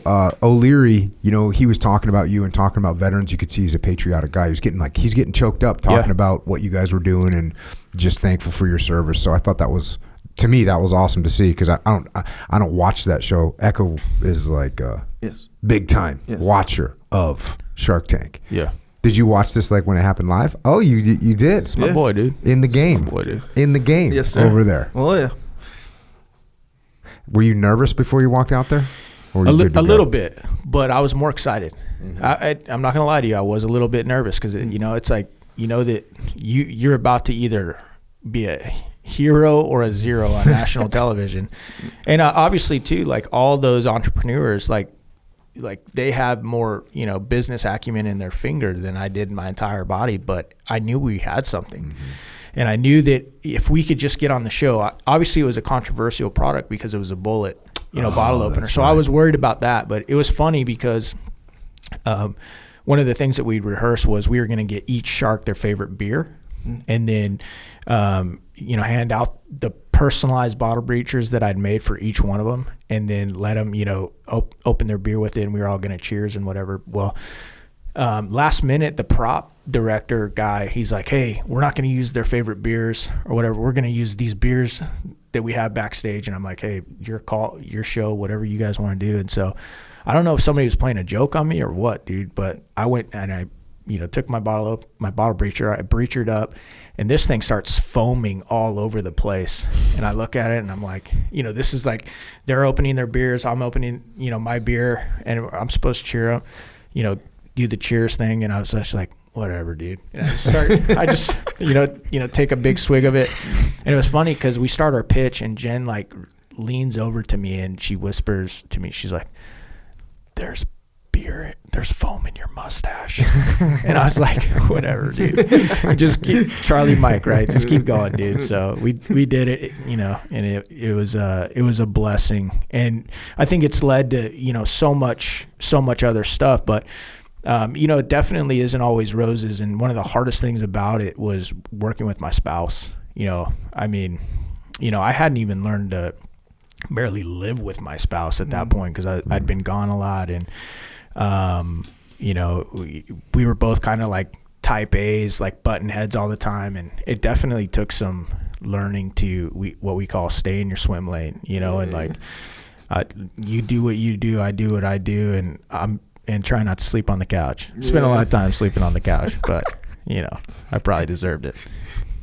So you're talking about the fact that with your faith, with you basically a couple times in your life at critical times have been praying and saying, hey, look, if I'm supposed to go to Bud's, open the door. If not, close it. I need a way to help my family. If I leave the Navy, open a door. I'm knocking. Let me in. Let me know what to do. Yeah. Serious guidance for you. Yeah, it was, and it was interesting because after the Shark Tank, and I know there's a spectrum here, and I don't try not to compare myself to other people, but I knew just by knowing myself, I knew I wasn't in a good spot mentally. Like, done 5 deployments, and I'd gotten out. And I felt this like anger and this rage inside me. And I tried to keep it under wraps because like I didn't think it was cool. I didn't want, people to know that like I was struggling with certain things. And and then all the stress of being a dad to young kids and then running this business with your spouse who you've just barely learned to, work with. And so I felt like, I was on the struggle bus. I felt like I was failing as a husband in many ways and even as a dad. And I was laser focused on this business because I was like, took the same mentality from the SEAL teams, like, hey, just go as hard as you can, outflank your enemy, stand up this team. And, sometimes when you're laser focused on something, you start dropping other important priorities. And when it really resonated with me, like the spot that I was in, probably 2 years after Shark Tank, I think it was 2016, a buddy of mine here in San Diego,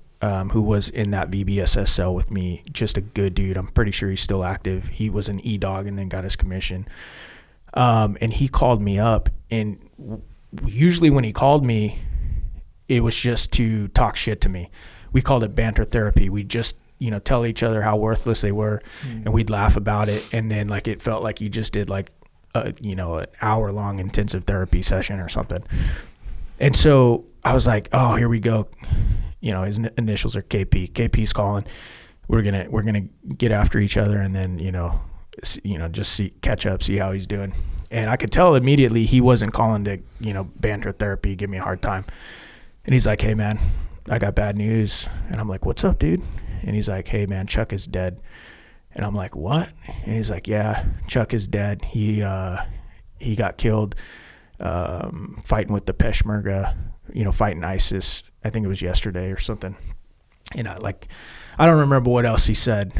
But we got off the phone, and I was just in shock because Chuck Keating was one of my new guys at SEAL Team 3 in Delta Platoon, and like I was like his kind of his sea daddy, like looked after him, just loved the kid, such a solid dude, and went on to become just a phenomenal SEAL.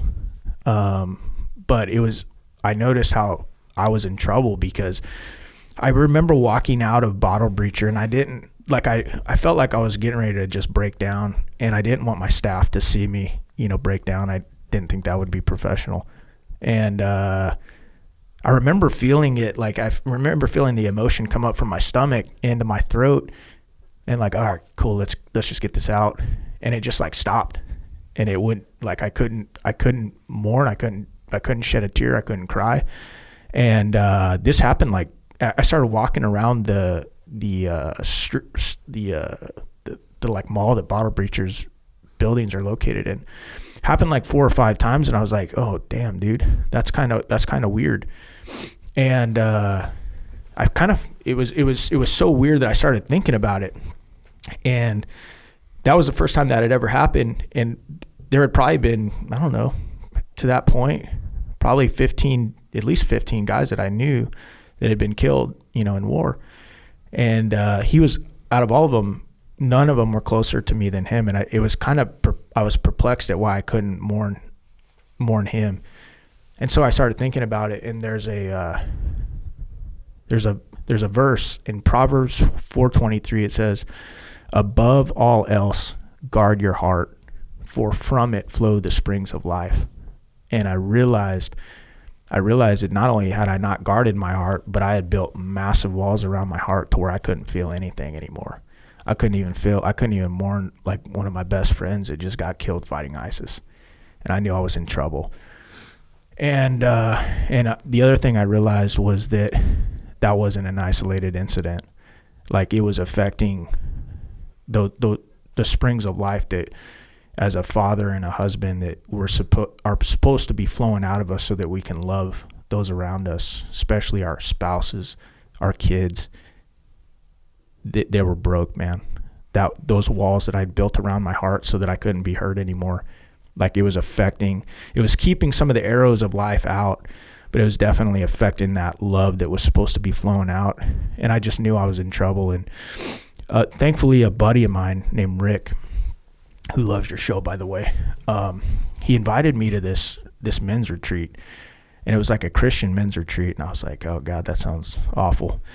But he kept after me for a couple years, and it was called Ransom Heart. It's called, now it's called Wild at Heart. The guy that wrote the book Wild at Heart is a guy named John Eldridge, and he writes some phenomenal books. But finally I said, you know what, man, I want to be a better man. I want to be a better husband, a better dad, and all of that. So I'm going to go with you. And so I went in, I think it was 2017, and the event changed my life, man. And I think the biggest questions most of us ask theologically are, who am I? Why am I here? Why is the world so messed up? What can I do about it? And, I definitely got some answers to those questions. And it was cool, man. It wasn't there was no religion, there was no churchianity.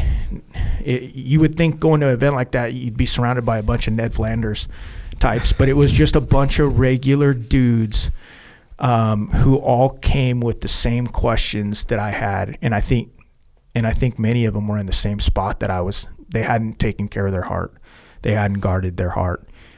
And in the scripture, it also I think it's 1 Peter 5:8 says, "Be alert and of sober mind, for your enemy, the devil, prowls the earth like a roaring lion looking for someone to devour."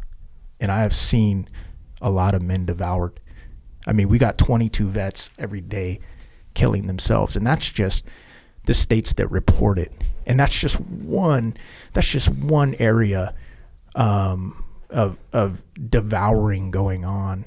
And, you know, it's like, and I know that not everybody believes the same things that I believe. I totally get that, and I respect that.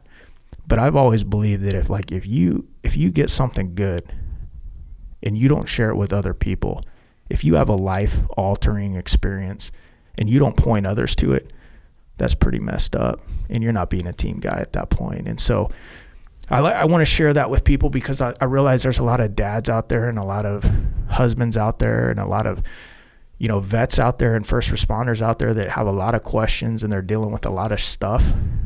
And like me, many of you have tried to like stuff it down like a beach ball under the water. And you can hold that beach ball down under the water for a couple seconds, maybe even a minute if you're strong like Echo over here. But sooner or later, man, that thing's coming up. And if you don't take care of it, it's going to explode, and usually on the people that you love the most. Was there like concrete actions that you took when you got home from the retreat? Yeah, there were.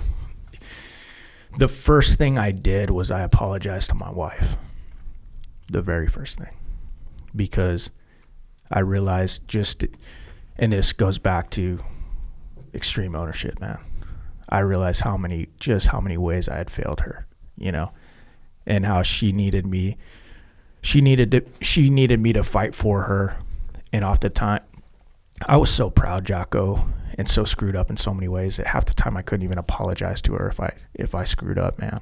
And I was broken, and, you know, I needed fixing. And one of the first things that you need in that situation is to realize, hey, man, I'm broken, and it's okay to get help. It's okay, you know, to seek it out. That's not how team guys are trained to thought.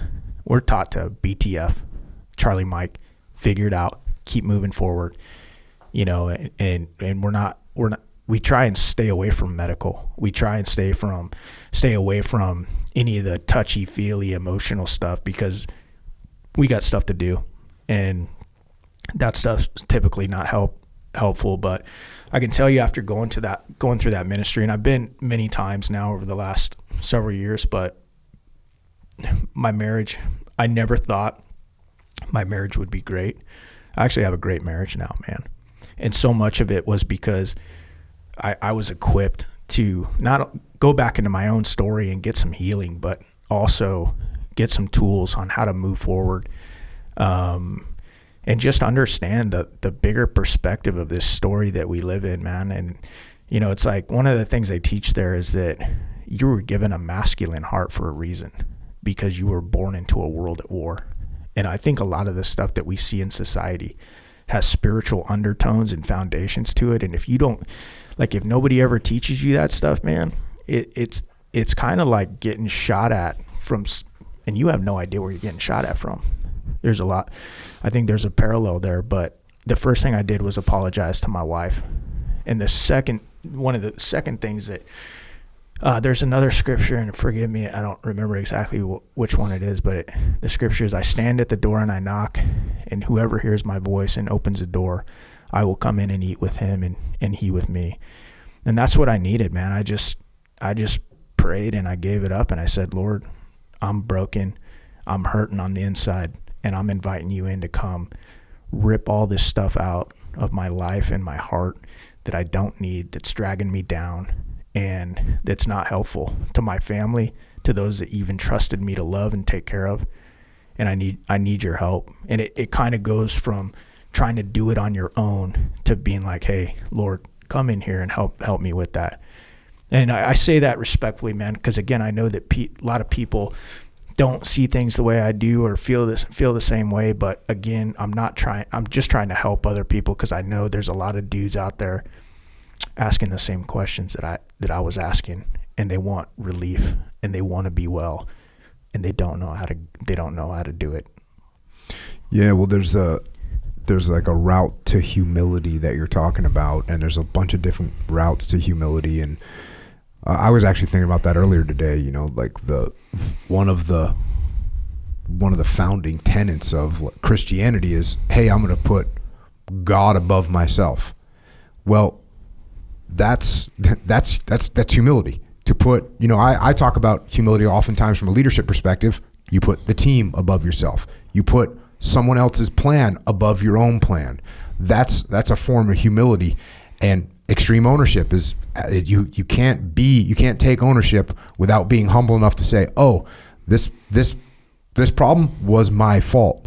So I think, you know, the route that you take to get to a point where you can say, okay, I'm going to be humble. I'm going to look at my life and say, hey, wife of 10 years, I'm sorry that I haven't been as good as I can. Right. That what it takes to get you there is you can take a bunch of different paths to get there, but humbling yourself, whether it's before God, whether it's before your team, whether it's before your wife, and saying, hey, yep. I know I can do better. That's a path that is going to help anybody. And I think how you get there, there's a bunch of different ways, and the result is gonna bring you to an area where you are gonna find improvement. Yeah. No, agreed. And I definitely needed to be humbled, you know, and all the guys that are a part of that, you know, that ministry, John, Morgan, Bart, man, thank you guys so much for everything you've done. Because I know it's not just me. I know that they've helped thousands of dudes through it. And if you guys want to go check it out, just go look up, you know, Wild at Heart. I think it's wildatheart.com or whatever. But, man, wow. Just a life-changing experience for me. And it really, I went from wanting to build the biggest, baddest veteran-owned company in the United States to, you know, wanting to focus on my family more.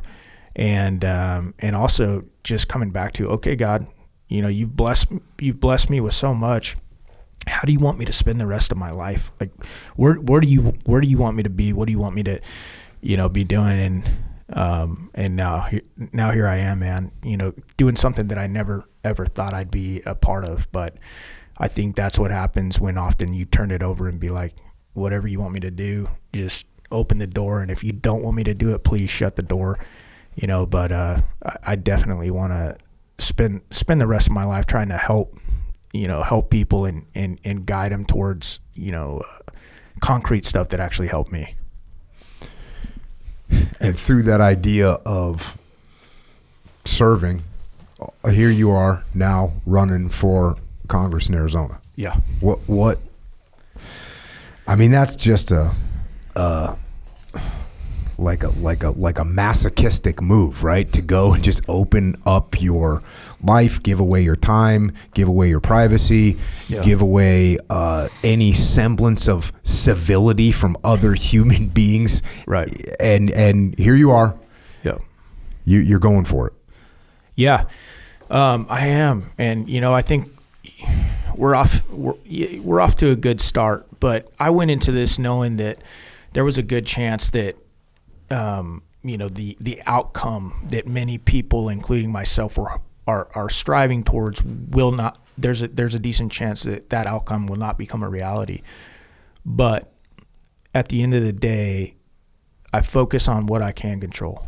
I focus on, your posture, Eli. Don't focus on the outcome. Continue to try and be a man of honor, integrity, and more importantly, be a guy that's willing to say, okay, I may not have all the experience in the world. I may not even be the best candidate, but this country's in massive trouble. It's in massive trouble. And I'm willing to go serve again. And if y'all don't want to send me, I'm cool with that. If I'm not a good enough candidate, I'm cool with that. What I'm not cool with is sitting on my couch complaining about it and yelling at my TV. And I'm not going to be okay. I don't know if you do this, Jocko, but I like to think about sometimes, you know, from a legacy building perspective, like I like to think about my funeral, like who's going to show up, who's not going to show up, what are people going to say about me when I'm gone? Are they even going to talk about me or bring up my name? And, I'm hoping that at the end of my life, people show up to my funeral and be like, you know what? Eli did some, Eli was a good dude, and he loved people, and he wasn't willing, or he was willing to sacrifice and serve something bigger than himself. And if that's what people say about me when I'm dead and gone and 6 feet under, then to me, I've lived a purpose-driven life, something that I can be proud of. And to me, that's what this is all about. It's like you and I swore an oath to protect and defend this country from foreign and domestic threats. And right now, I don't know how you see it. I believe we have some very dangerous foreign threats out there, but I think the biggest threats in this country right now are within. And the fact that we can't unite, and we have a lot of forces working against us who I don't believe actually want to see a free and prosperous people that still have the power, where our government is of, for, and by the people. But there's a dichotomy to that. We're so free and so prosperous here that many of us have become complacent. We've checked out. We don't think that we have to participate. And you can't have both. You can't have a government and a country that's of, for, and by the people, and have a complacent people that have checked out and don't participate. And I think that's one of the reasons we're in the spot that we're in, because people don't want to deal with the negativity that goes along with politics. They don't want to deal with the nastiness. I totally get it. But that's one of the reasons we're in such a bad spot, because we just think that we can elect these individuals who look good and they sound good. They put on the suit with the little flag on the collar, tell us what we want to hear, and then we leave it up to them. And then when they let us down, we're like, oh, well, I guess there's nothing we can do. No, there is something we can do. We can get involved, and we can fight for it. And that's what it's going to take, honestly. Was there any issues? Was there like a straw that broke the camel's back where you said, I got to go. I got to do this? Yeah, there was. And it was this last election in 2020. For so many different reasons. It was part the election, what I saw happen in the election, but then it was also watching people that I thought were actually eyes wide open, willing to fight for us, do this number. They look left, they look right. Oh, I guess nobody else is saying anything. I'm just going to get back in line and, do my thing and make sure that I don't put myself out there and jeopardize my future political career. And so that was the big one for me, because I believe that there was massive fraud in this last election for a bunch of different reasons. At the end of the day, if we have a government that's of, by, and for the people, and yet our elections aren't tight, and we're no longer electing our officials, we're in massive trouble. And the clock then starts ticking on how long, in my opinion, we actually last. And so I've said this before, I'll say it again. I would rather my guy lose, or whoever I'm voting for lose, than have to even question, hey, how legit was that? Because that didn't look right over there, and that didn't look right. And what about this over here? Oh, we're not allowed to talk about this, or we'll get kicked off of social media too. Okay, yeah, that doesn't smell right. How about if we the people want to actually audit and check the results of our election? What does that look like? Is it welcomed, or do lawsuits start flying? There's been some interesting stuff going on that are similar to what you're talking about. So, Joe Rogan, who's do I have to explain who Joe Rogan is? No, you don't really. Okay, so Joe, he had these doctors on to talk about COVID, and these are doctors that have a non-mainstream media view about COVID. And he just released a statement yesterday, because now we have some of these old rock and roll people telling Spotify, if you don't pull Joe Rogan off, then we don't want our music off, and that's a legitimate thing. So it's like, okay, so Rogan came out, he released like a 9-minute podcast last night. I happened to be driving, and when it came out, so I listened to it. And so this is what's interesting. I forget the examples that he gave, but one of them was 6 months ago or a year ago or whatever, if you said cloth masks don't do anything, you would be literally banned, and there's documented people that were banned from social media for saying that. And now it turns out it's actually true. And for example, CNN has been widely reporting that. There's a whole list of things like that. Oh, here's the another example is, if you were to say 6 months ago or a year ago, once you're vaccinated, you can't catch COVID and you can't spread COVID. And if you would have said that, there's people that were banned from social media for saying those things. And now you look up and those things are actually true. They're factually true. That's what's happening. And you get this with the election results that you're talking about in 2020. When people said, hey, I'm not sure about this election. Right. Some people weren't necessarily saying, I mean, there was a very few politicians that were saying, hey, not so sure about this. Maybe we should hold off. Maybe we should check the results.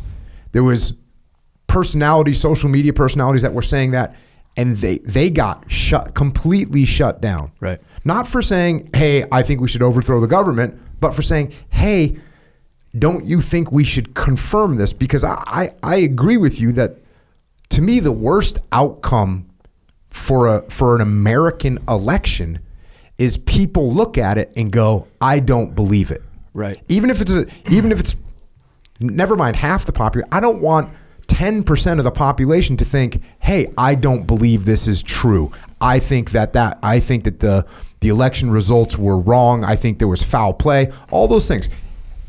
What I want to do is, if 10% of the people say, or 1% of the people say, hey, we think that there was foul play in the elections, I want to say, okay, well, let's get everything out on the table. You know, a good analogy would be if you're playing a football game. Yeah. And we think a team got a touchdown, and the other team says, yeah, that wasn't a touchdown. You don't say, well, shut up, it was, because now we all leave and we don't really think they won, and we argue about it, we fight about it, and it's a bad thing. Instead, what do we do? What do we do nowadays when there's that problem? We solve the problem by going, oh, you don't think it was a touchdown? Cool. We're going to go to the videotape. Right. We're going to lay everything out on the table, and then everyone can see, oh, yeah, crossed the plane, it was a touchdown, or didn't cross the plane, that's it. We can solve the argument so that we actually get the truth out there. And it seems like with this election, instead of saying, hey, here's what happened in these situations, here's these anomalies that took place, here's why they took place, here's the impact that they actually had, here's some characters that did some things that they shouldn't have done, here's some accusations were made that were totally false. Right. But to just say, oh, if you don't think that election was perfect, right, then you should be silenced. And the reason I bring up the masks and the vaccines is because right now it seems like there are some people that are gathering evidence about the election that might not necessarily turn the election over, but they might at least say, hey, this is something that happened. No one agrees that this should happen. No one agrees that someone should be stuffing ballot boxes, right? No one thinks you should be stuffing ballot boxes. Right. So if ballot boxes are getting stuffed, what can we do to prevent that? And to me, I can't imagine an American that's aligned with America.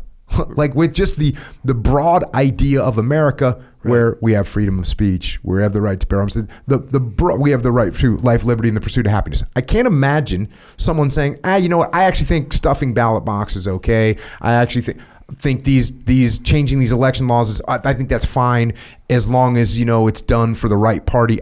That to me doesn't make sense. Right.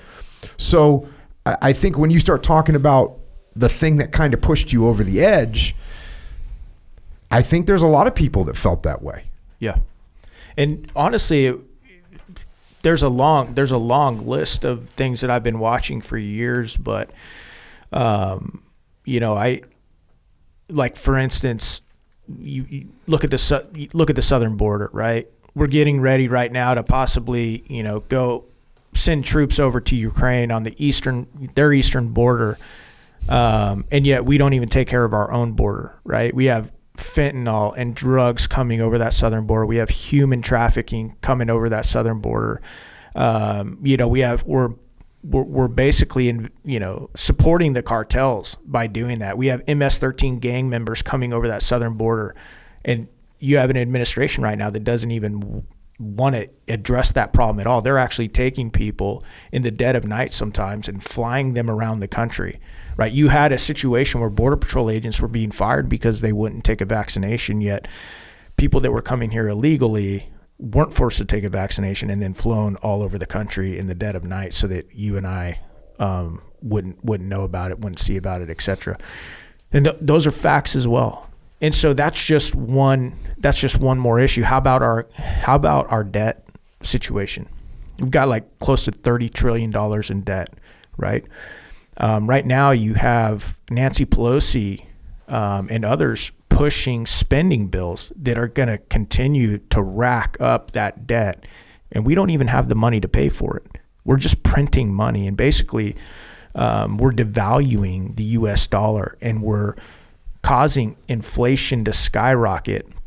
And you have Democrats like the guy I'm running against, a guy named Tom O'Halloran, who will try and convince you that inflation, it's not that bad, or it's, I've even heard in the media they'll say, well, Jen Psaki said, well, it's an upper class problem, and it's like people that are putting gasoline in their cars, people that are buying, hamburger meat, or any of the consumer products that we buy, those prices are going up and up and up, and it affects everybody.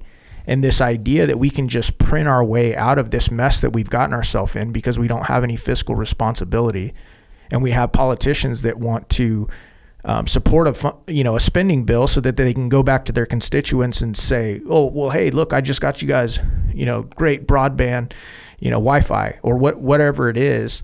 But knowing deep down that there were, 1,000 other things in that bill that wasn't good for the country, but now they can come back and hold this trophy up and be like, look what I did for you guys.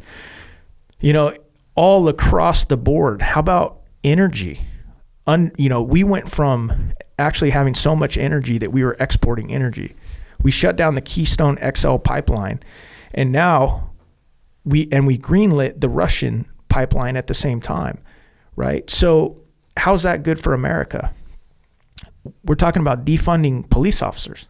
Are you what? What universe are we living in, right? Where that's a good idea. And I like, Jocko, what you've been talking about. Hey, how about we get some of these, police officers some better training, right? I think that's great. But defunding them ain't going to help anything. It's going to hurt people, and it's going to hurt lower class people and minorities more than anybody else. So this country has gone so, in my opinion, it's gone so far backwards in so many different ways that I look around, and one of my favorite sayings of all time is evil triumphs when good men do nothing. And so again, it's just like, I'll tell you what, if there was, if you were running in my district, I wouldn't be running in this district, bro. I wouldn't. And matter of fact, I'm going to put you on the spot right now. Because I know I'm not the only one that has asked you. Gavin Newsom, there aren't too many guys that could take him out. You could take him out, dude. And I know you're building your empire, but I want to put that on your brain, bro, because you could take him out. I know you could. Yeah. There aren't think about the platform that you have. Think about your reputation in the SEAL teams. Think about what you've done as an entrepreneur, and at the same time you've managed to keep your family intact, bro. That's big time. I don't know another human being that has that all under one roof, man. And so I know you got stuff to do. I know you're working on stuff, but you could take him out. You could. Evil triumphs when good men do nothing, man. And I hate to even put you on the spot, because nobody deserves to like enjoy the American dream more than you have, just with everything you've done. But this is an inflection point in this country, and that's why, Echo, that's why you see 7 Navy SEALs running right now. Because it wasn't like, hey, it wasn't like we got on a conference call like, hey, it'd be cute is if we all ran for Congress. No, everybody, they all realized it. I know you feel it as well. But, how badass would that be to have Jocko, the governor of California? Mm-hmm. Yeah, and look, I appreciate you, your input on that one. Yeah. I really don't want to go into politics. That being said, what's interesting is, I talk to all my friends that live in Texas, and they live in Utah, and they live in Montana, and they live in Arizona. Yep. And, there's just been a rash of people leaving California. Yep. Businesses leaving California. A bunch of my friends have left California, and I love California. Yeah. California is freaking awesome. It is. California has the Pacific Ocean, it has the mountains, it has the desert, it has the redwood trees, it has Yosemite. It is a magnificent place. It is absolutely magnificent. And yeah, it is in a very precarious situation right now that I don't think it can continue to go this way. I mean, you've seen the news, you've seen the homeless situations. Yeah. You see the trains that were getting attacked and robbed from entire freight trains. I don't know what's going to happen, man. I don't know what's going to happen in California. I love California. California is an iconic place. And the other thing you got to remember about California is not San Francisco and Los Angeles. That's not California. Right. That's a small part of California. California is the Imperial Valley, right? California is the agriculture that is the vast majority of this state, and hardworking Americans that are out there busting their ass to make things work. And at the same time, paying an incredible amount of taxes and having the regulatory environment that's hostile to business, legitimately hostile. Right. So with all these things, as they continue to add up, I can't predict the future. I certainly hope I don't have to get into politics. I really just don't know if I have the stomach for it. I don't want to do it, man. And I know. It's like just the biggest cop-out that I can throw back at you at this point, and you and the rest of the guys that are out there trying to do it for the right reasons is awesome. Man, I don't want to get into that business. I don't want to get into that world. And when people ask me about politics, I always tell them that I don't want to do it unless things get really bad. And people hit me up all the time. Is it bad enough yet? Is it bad enough yet? Is it bad enough yet? I don't know where that line is for me.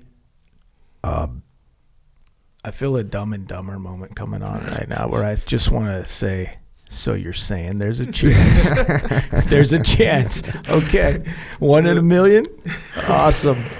Don't like it. No, I hear you. It's nasty, man. It's a nasty world, and it's, God, dude. And I'm barely even scratching the surface of it. But even now, like, I don't really like the world. I don't like the self-promotion of going around campaigning and telling people why you're so great and why they should vote for you. I don't like that part of it. I don't like the nastiness of, people lying about you and trying to smear you. And, every single way possible. And if they can't come up with anything good, they'll just make it up. I don't like that part of it.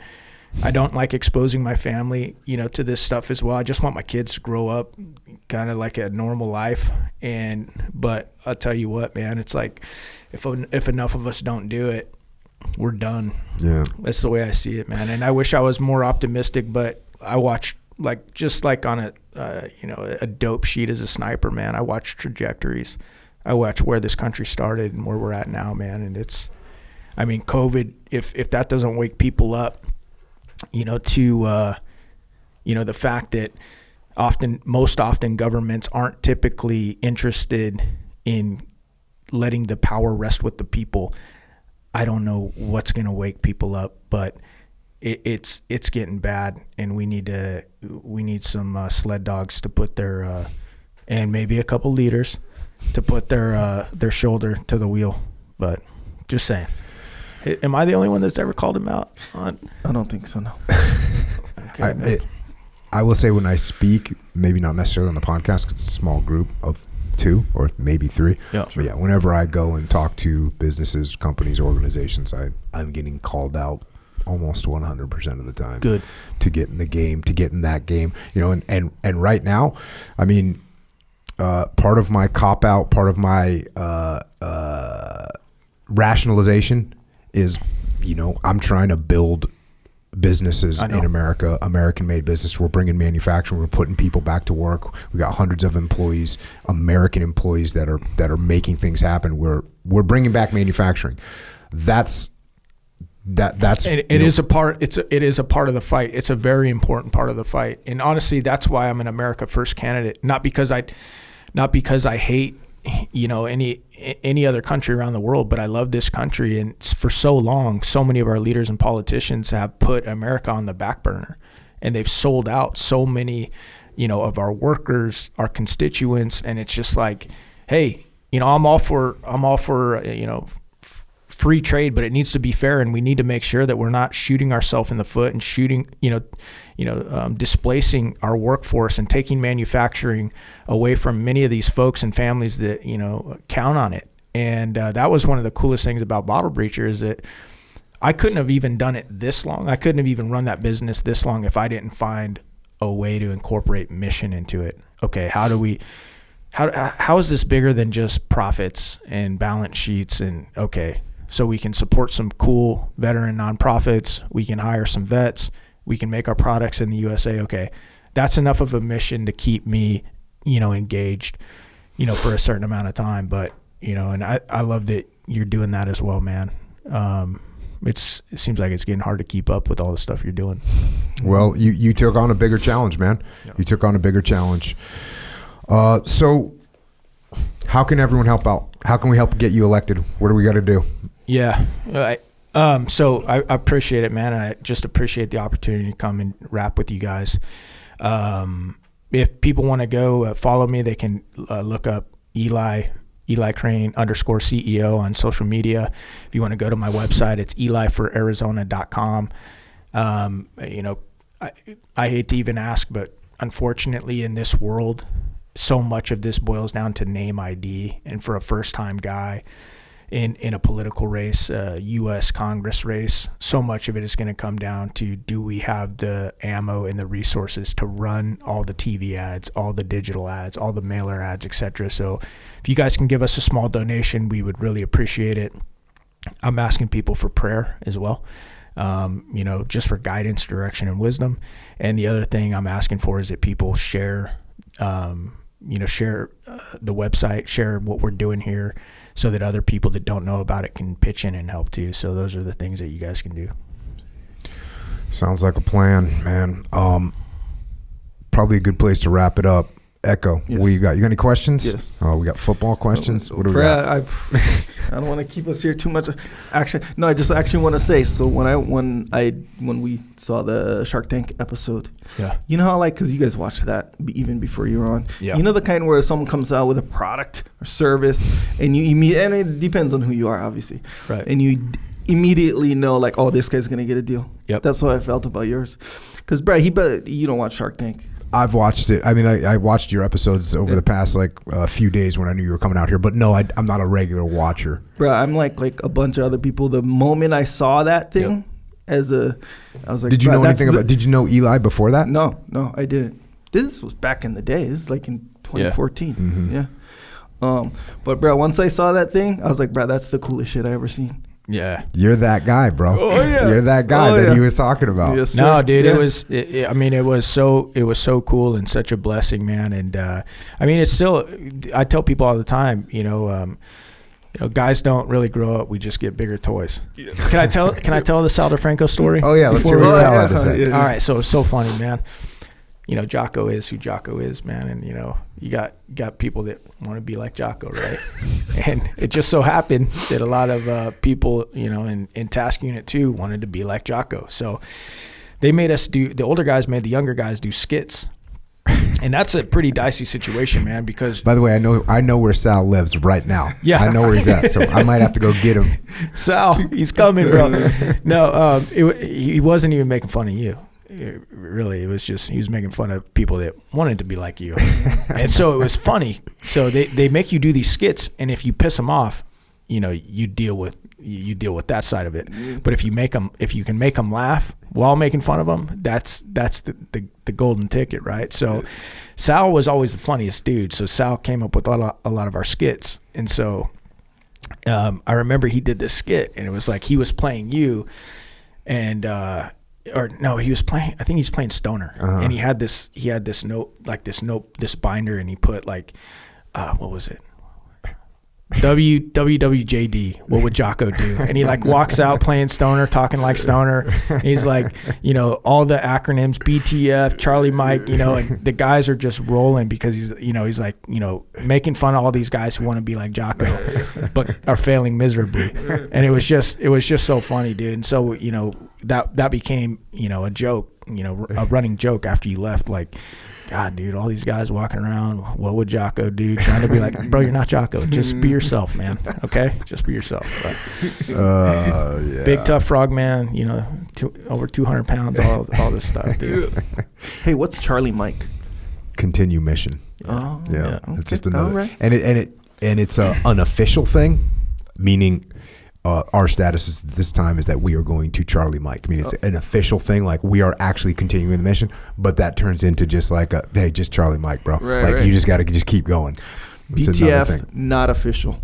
BTF is unofficial. Unofficial. Yeah. Okay. Yeah. All right. BTF is unofficial. Similar meaning, except for BTF has, greater capabilities because it can be used for a lot more things than just Yes, sir. continue mission. I understand. So, that's all good. That's all good. Right on.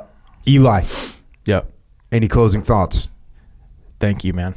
Thank you for, what you're doing. And thank you for allowing a guy like me, to come on this show. Like, I've listened to this show for, years, and I understand why you try and keep politics out of it because, it's such a divisive thing. But I just appreciate you taking a risk and allowing a guy like me to come on and, talk about a little, even my faith, man. That's something that can be really divisive to people, and I definitely don't want it to be divisive to people, and I definitely don't want to disrespect what you've built, but I'm grateful that you allowed me to come on and talk about it because at the end, bro, I never wanted to be in Congress. I don't like wearing suits. I don't want to live in Washington, D.C., but I honestly believe if we don't get some men and women with courage and character that never wanted this job in the first place in key positions, I'm very concerned about what the future for my kids is going to look like. So thank you, man, for using what you've built to help guys like me. Yeah. Well, again, thank you for what you're doing. Thank you for what you did. Thank you for jobbing the teams, man. Yeah. That counts, bro. Like, getting after it, getting out there, doing that job, holding the line in the teams. Thank you for doing that. And for what you did and what you continue to do with Bottle Breacher. Like, that's building the American economy. That's made in America. That's freaking outstanding. That's providing jobs for people. That's awesome. And what you're doing right now, going into politics. Look, I don't like politics. I know you don't like politics. And I'm not like intentionally steering away from politics on this podcast. It's just not the thing that I talk about normally. Yeah. I mean, and I've had I know other political people on here. I'll continue to have them. I've had people from both sides. I've had Democrats. I've had Republicans on here. People that have run for Democratic positions. People that have run for Republican positions. People, and talking about your faith, like that's a wide. I mean, that's wide open. You can't cover books about the military and not have faith intertwined in those things from people that have been to the edge and back. But for me, what I like, what I want, and what I hope is that when people listen to what we talk about here, they actually listen to it. Actually listen to what people are saying. Yeah. And instead of trying to figure out where I don't like you or where I don't agree with you, I try and figure out where I agree with you, where you have a common goal that I have, and you want to see America move in the same direction that I want to see it. And maybe we have some different ideas about how to get there. Yeah. That's okay. That's okay. In a platoon, you ask every single guy in a platoon to come up with a plan for a mission. They're all going to come up with a different way. And they're all probably going to think their way is the best way. But guess what? We're all trying to do the same thing.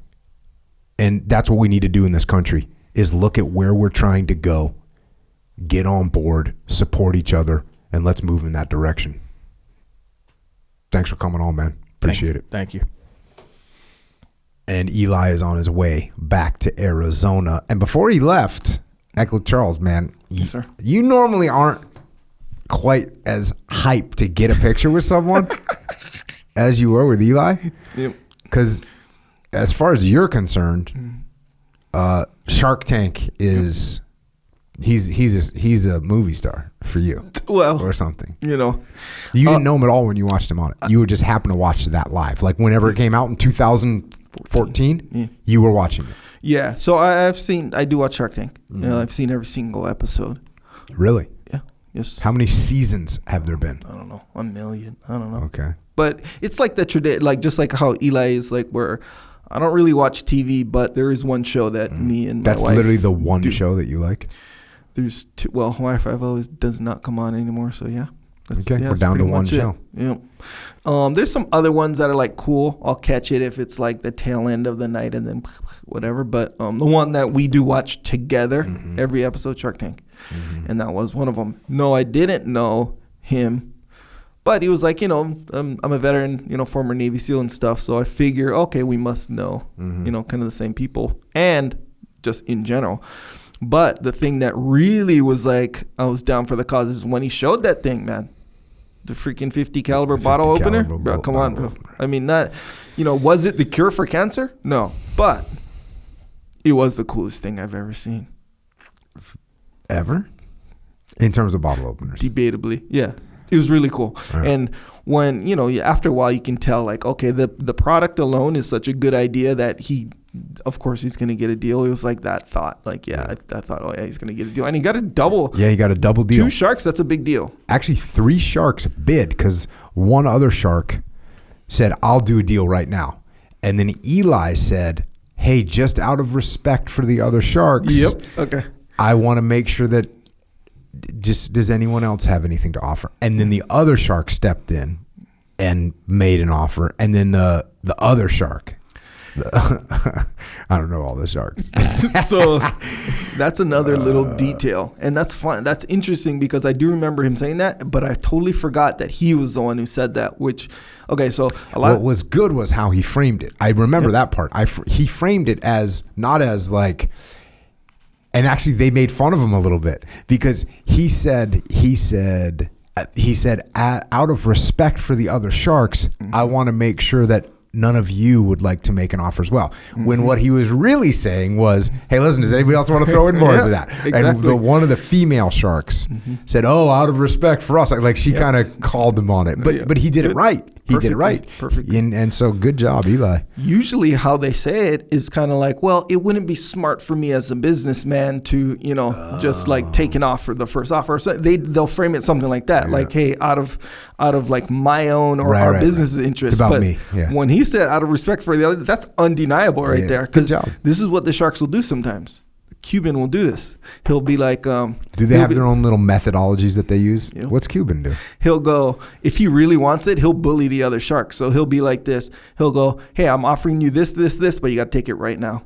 Like you start, and I don't want to hear them. If you start taking their, and he'll totally do it too. He'll be like, well, I should hear an offer from, and if one of the other sharks starts talking like, hey, I'll offer you this, Cuban will be like, I'm out. So they miss it. Dang. And now he has kind of a little bit of a reputation for doing that kind of stuff sometimes. So now people get really, and they jump at it, Yeah. But if you frame it like, hey, out of respect for the other sharks, he would have to paint himself as a bad guy now for him to really follow through. Yeah. That was good. And he seems so respectable. Who? Eli? Eli, yeah. Yeah. No, he did good. It was cool to have him on here, man. But definitely cool. And even though he's trying to get me to run for freaking governor of California and stuff. I'd have to do a bunch of campaign videos. Oh, yeah. You got to be a campaign video guy. Whew. Yeah. But you might even have to work. I really hope it doesn't come to that, man. But I give it up for these guys that are out there doing this. Because, look, I can... sometimes people say, oh, I wouldn't like to do that. But they're lying. Yeah. They're like, I don't want to have to run for this position, but I'm feeling the need that my country's calling me, and that they're not telling the truth. Yeah. Like you can tell Eli's like, hey, I don't want to do this. You can tell Eli like literally does not want to do this. No choice. But at the same time, you can see the passion in he knows that we need help, and he's right. He's right, man. He's right. Good on him. He came at me with the direct approach, which is normally not your recommended approach, but it kind of made me think, man, I'm weak over here.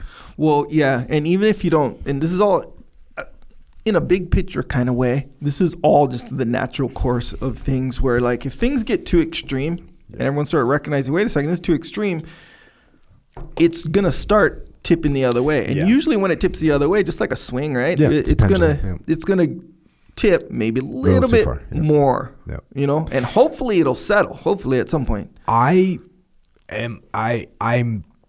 keep waiting for California to start swinging back, and you are starting to see indications, right? There was a female mayor up in San Francisco that she just came out and was like, all right, we're crushing crime, we're funding the police, and this is in San Francisco. Yeah. This is like a liberal mayor of San Francisco. She started swinging it back the other way. Yeah. So that's one of the early indications of what's going down. Exactly. I mean, you see the politicians out here just mandate. They did right now. It's what date is it today? I don't know, but like they put another mask mandate on, indoor mask mandate.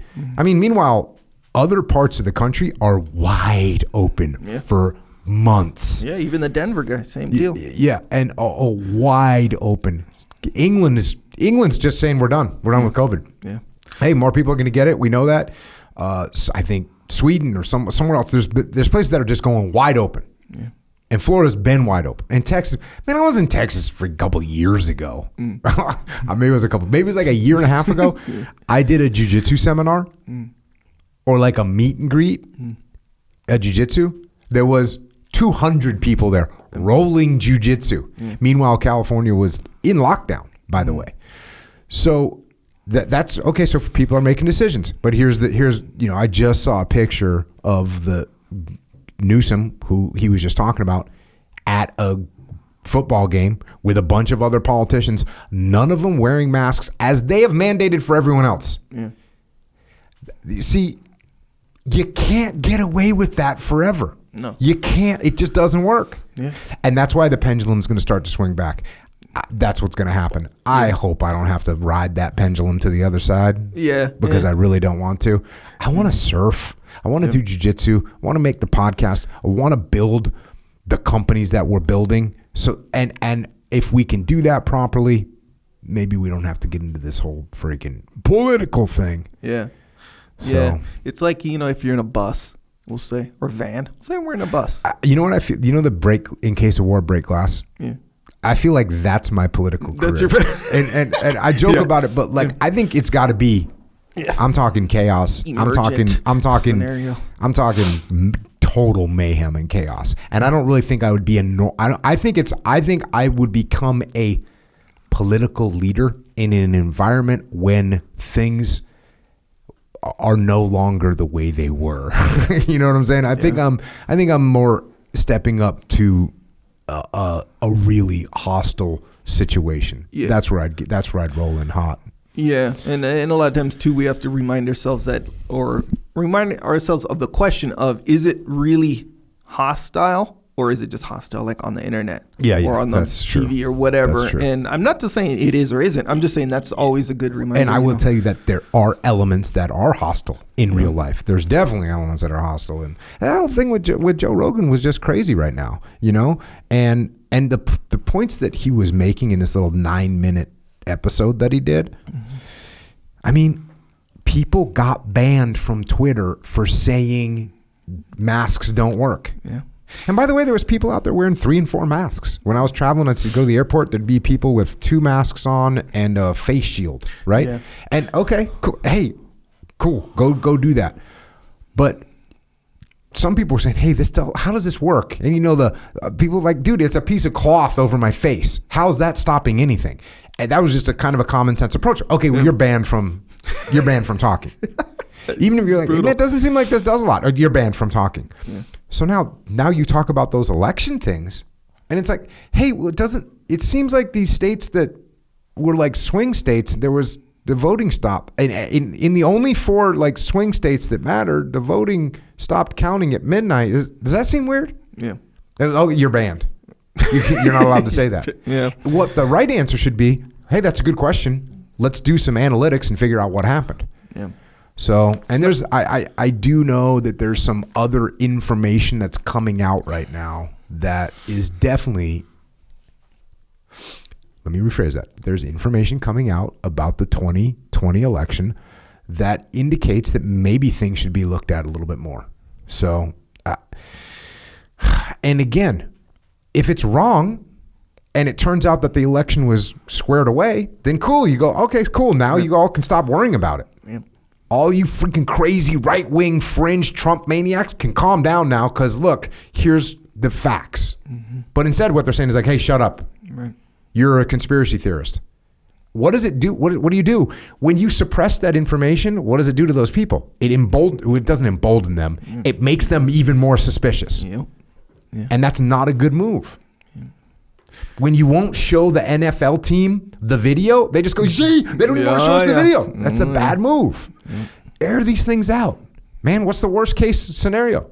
What's the worst case scenario? Hey, we got to fix our elections a little bit. That seems legitimate to me. I want to have everybody's vote count. Okay, cool. Don't you? Or do you not? Because if you do not, then we have a serious problem with our alignment between us two as human beings. Mm-hmm. I'm American. I think we vote for our people, and that's who gets put into office. Mm-hmm. Don't you think that? You know, and if you don't think that, we have a serious problem. And I think most Americans, the vast, vast, vast majority, are like, yeah, whoever gets voted, that's who should be in office. Cool. Yeah. We agree on that. We can agree on that. Should the voting be done in a method where it's kind of standardized and makes sense and it's hard to cheat? Wouldn't that make sense? Yeah, that would make sense. Okay, cool.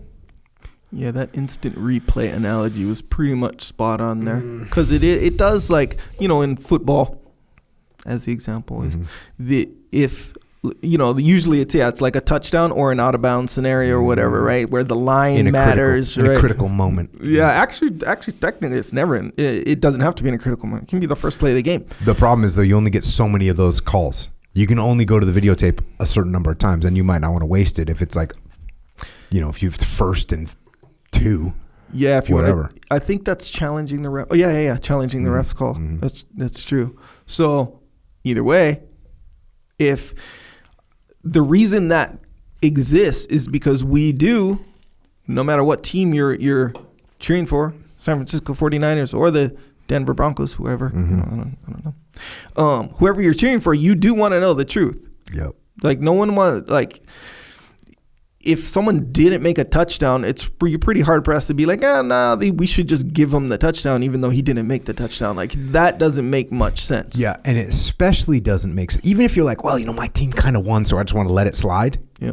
The problem with that attitude, which is understandable, I'm a raging freaking Denver Broncos fan, and it looked like a touchdown. We think it was a touchdown. We just need to let it slide this time. Mm-hmm. Here's the problem. You've just now set in place a precedent where we're not going to review things. Right.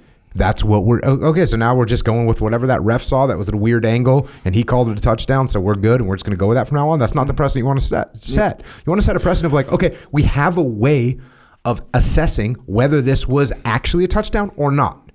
And that's what we're going to utilize. So you might say, you know what? I really want the Broncos to win. And it kind of looked like a touchdown. But the right thing to do for future reference and for future precedents is to say, let's go to the videotape and confirm. But the politicians that said that, and a lot of it was tied to the fact that the January 6th event happened. Mm-hmm.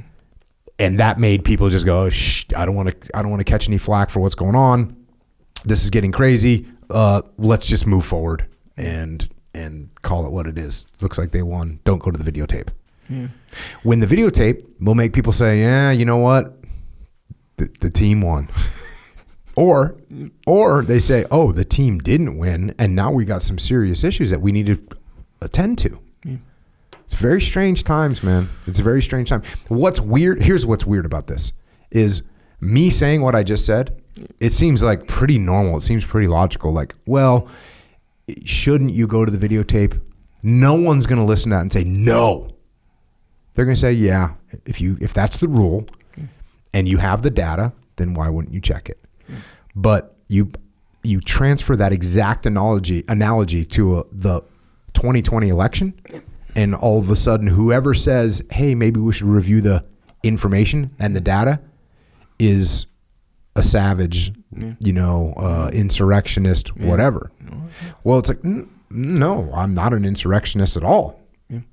What I want to do is review the data. So if someone says that, they get even worse accusations. Yeah. So it's very strange times. So and you mentioned something just a second ago about how in the NFL, you only get a few chances to challenge the call. I think. I'm not a freaking NFL expert. And it's been a while, really, since I've, so that rule could be changed. I don't know. But nonetheless, that was a rule at some point. Yeah. And that's for a reason, because if there's no limit to them, let me challenge every single call and jam up this whole system, this whole game. This whole game is 12 hours long now because I'm challenging every call that goes against me, right? So isn't that part of the game too? Where but what's interesting about like the election was people were like, well, we don't want to investigate everything. We just want to make sure that these key areas that had voting anomalies that are documented, maybe we should check those out. Shut up. Hey, no. Right. So it's almost like a tactic where you could, if you're on the other side, right, you could be like, hey, you're just trying to stop. You're just, what do you call it? You can't let it go. What were they saying? They were saying like, you can't just accept the truth. It's like that. You want to paint them as an unlimited, challenging the call guy. Well, what makes this really scary, what makes it all that really scary, is because I haven't dove enough into the details. But what makes it really scary is that what Joe Rogan just talked about, which is, hey, people were getting banned from social media for saying masks didn't work. And now it's the reality. People were getting banned from social media for saying the vaccine, you could still spread COVID even if you had a vaccine. And that is actually true. And by the way, people were getting banned for saying you could still catch COVID. Guess what? That's true. So all these things, we didn't have an open conversation about them because one side got completely shut down, which is crazy. So there you go. Can't have an open conversation. That's disturbing when you can't have an open conversation. And when what you have to watch out for is people that whatever methodology they want to use, raise their voice and yell over you. So whether that means so could that be if you and I are in a discussion and you start going, I don't care about that, and you start raising your voice and yelling and talking over me, okay, but that's just you and me. I realize you're just mad, whatever, but I didn't get my point across, but you don't care because you leave. Sure. Hell yeah. That that behavior in social media, that behavior in the news, that behavior in mainstream media where, oh, Echo's saying something I don't like, so I'm going to attack him, raise my voice, but through whatever means that might mean, retweeting you with, hey, calling you this or calling you that or doing a personal attack. That behavior. Now we're not discussing the topic. Yeah. We're discussing that I hate you. Yep. Which is bad. You ever watch the movie The Time Machine? You ever heard of it? I know you didn't watch it, but okay. So The Time Machine is Guy Pearce, who is also the star of Memento, by the way. Anyway, Guy Pearce, boom, he makes a time machine. He goes away in the future, and he finds that humans have split, evolutionarily speaking. So they were actually split in three. But so he goes with the villagers or whatever, and like he says something. Wait a second, this could have been Stargate. Nonetheless, he says something, and everyone. Can I take a time machine back to before this story? Everyone like turns their back or starts walking away or erases what he wrote in the stand or something like that. And so like somebody explains to him, hey, like you can't speak of that. You just can't speak of it. Yeah. And I think later on they find out like, what's behind it and stuff like that. And that's the thing. What some of these guys, you got to listen to what they say. And it isn't ironic that Neil Young's song, Keep On Rocking in the Free World. And he's like, don't talk anymore. Right? Like that's crazy, right? Boycott. That's crazy. Yep, so, that is. That's why we have the underground, by the way. Yeah. We have the underground, JockoUnderground.com. Why do we have that? Why do we charge $8.18 a month to have our own little platform? This is why. Because what we're talking about right now, this may get bounced. Yeah. This may get edited. Right? And we're not actually making a statement one way or the other. I'm just explaining things that have happened. Yeah. I haven't dug through the details enough. I don't spend my time digging through the details of current events. I don't do that. That's not, but you know why? Because I'm not that interested. And because other people that commit their time to it, I'm going to let these other people go do that. I'm going to be reading about World War II, Vietnam, Korea, the Peloponnesian Wars. That's what I'm doing over on my side. I'm going to be training jiu-jitsu, hopefully going surfing, playing guitar. Those are the things that I'm doing. I'm not parsing through the news stories that came out in the last 48 hours to try and get you and catch you on something. But when you let a little time go by, and we talked about this on one of the underground podcasts, so I let time go by and the truth starts to rise to the surface. Now it took 6 to 8 months for the truth to rise to the surface on some of these stories. But again, you know how much sleep I lost over these stories? While they were happening? Not very much. I wasn't freaking. I was like, these masks don't work. Or I wasn't like, you better put on a mask. I didn't lose sleep over that. Because I was like, hey, it doesn't seem like going to work that good to me. Oh, I'm going to carry on with my life. That's what I'm doing. So we don't know when we might get suppressed. So that's why we made JockoUnderground.com. If you want to, you can help us out. If anything happens to any of these platforms that you listen to this on, we will still have that platform. We do an extra podcast on it about once a week, and we talk about other things that maybe don't fit quite on Jocko Podcast, but we want to get them out there to y'all, so you can check that out. If you can't afford it, look, if you can't afford it, it's okay. We still got you. You can email, assistance@JockoUnderground.com. We appreciate your support on that. Also we were talking about American-made companies. That's kind of that's the way I am trying to help America right now by building these companies with the Origin team, OriginUSA.com. If you need to get boots, if you need to get jeans, if you need to get a gi, which you probably do, then go to OriginUSA.com. And by the way, you may have seen we have a hunting line coming out. So we're going to be making clothes for hunting. That's what we're doing. We've got all kinds of good clothes coming out as well. Workout clothes, by the way, Echo Charles. So we're going to cover you down on that as well. OriginUSA.com. We also have JockoFuel.com. I'm barely on my game today. Why?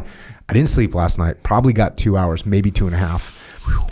And this is my second Jocko Discipline Go, which is a drink. It's a drink. Could you call it an energy drink? You could, because it does have energy in it. But when you hear energy drink, you're thinking, oh, you're going to ingest some poison that's going to get you jittery and hyper for about an hour and a half, and then you're going to crash and be sick and be diabetic. Yep. We're not in that category. No sugar in here, sweetened with monk fruit, 95 milligrams of caffeine, get you on that nice little... You're good to go. Good to go. You're good to go. People go, if you don't sleep, you don't... It's like, no, less than 8 hours of sleep is like being a 0.08 DUI. You're mentally impaired. Yeah. Look, I'm not saying it's good for you, but it's not as bad as, look, should you... get sleep. Don't get me wrong. Get sleep. Mm-hmm. Sleep as much as you can. Sleep as much as you want. Well, okay, don't get crazy. But what I'm saying is, if you sleep a little bit less and you need a little hitter, get yourself some Jocko Fuel. JockoFuel.com. Yeah, that's a good one. I will also contend that even if you got a lot of sleep, drink because it is good for you. Yeah, you know what I'm saying? It's healthy for you. Beautiful. Look. Some people drink coffee right in the morning. Good, drink coffee, black coffee, however you drink coffee. If you get 8 hours of sleep, what, should you not drink coffee? Not necessarily, because coffee's kind of good for you. Hey, drink some coffee, man. You like that one. You want that, as you would say, hitter, whatever. The reason, same deal. And it's healthy for you. Yep. So boom, you'll be better off either way. Also nootropics in there. Yep. Let's not ignore that. No. That's good for your brain. That is nutrients. Yep. For your brain. That's probably why you don't need to overload the caffeine with the Go. Yeah. You don't need to, because it's got the nootropics in there, get you up there on step, rocking and rolling. Brad, there was a commercial, and I remember the drink. I forget what it was called because I used to get it. It's juice, straight up juice, like juice. Oh, like apple juice. Or yeah, something but it was like a mix. I think I forget what it was, but nonetheless, their thing was like feed your brain. Well, now as an adult, I'm looking at, I'm like, wait, feed your brain. Isn't there like 50 grams of sugar in that thing right there? Savages. Yeah. Yep. That's JockoFuel.com. Don't forget about Jocko's store. We're making cool T-shirts. It's true. It's true. Yeah, you want to represent because, hey, this path is not always easy. Yep. Good to go. But it is worth it. It is 100% worth it. And if you want to represent, boom, you get your shirts, your hats. Go, the subscription shirts continue to dazzle the senses. Oh, yeah. We got some good ones the coming shirt out. locker. Yep, the shirt locker. You get a cool new one every month. We got some cool ones coming out. Look at that. They're always cool coming out. The anticipation is just overflowing over there. Subscribe to this podcast, the YouTube channel, Psychological Warfare, Flipside Canvas, Dakota Meyer. You got to get cool stuff to hang on your wall occasionally. Yes, unless you want a bare wall, which is only applicable in a podcast, in the Jocko podcast studio. But even though it's like conspicuously bare. Yeah, my house, my home would be bare were it not for my wife. Because she's hung some stuff on the walls. But that's not appropriate. You should hang stuff on your walls. Sure. FlipsideCanvas.com. Dakota Meyer making awesome stuff. I've written a bunch of books. We got Echelon Front. Yeah, if you like what we're talking about here, get some of the books. EchelonFront.com. Leadership Consultancy. ExtremeOwnership.com is our online training academy for leadership. You can check that out. Also, if you want to help service members, retired service members, active duty service members, Gold Star families, the families of service members, check out Mark Lee's mom. She's got an awesome organization. Go to americasmightywarriors.org if you want to donate or get involved. You can also check out heroesandhorses.com. We got Micah Fink up there in the woods, in the mountains of Montana, helping out vets. And if you want more of us, you can find us on social. And that's cool. We'll be there. But we don't want you in the algorithm. Keep out of the algorithm. Echoes at Echo Charles. I am at Jocko Willink. And thanks once again to Eli Crane for coming on. Appreciate your service in the past and in the present. Eli for Arizona.com. Let's go help Eli win.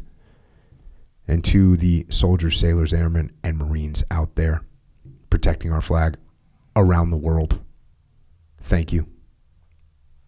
Same goes to our police and law enforcement, firefighters, paramedics, EMTs, dispatchers, correctional officers, Border Patrol, Secret Service, all first responders. Thank you for protecting us here at home and to everyone else out there. Remember that you do get to write the script of your life, but you have to write around the things that don't go the way you want them to. But don't let that stop you.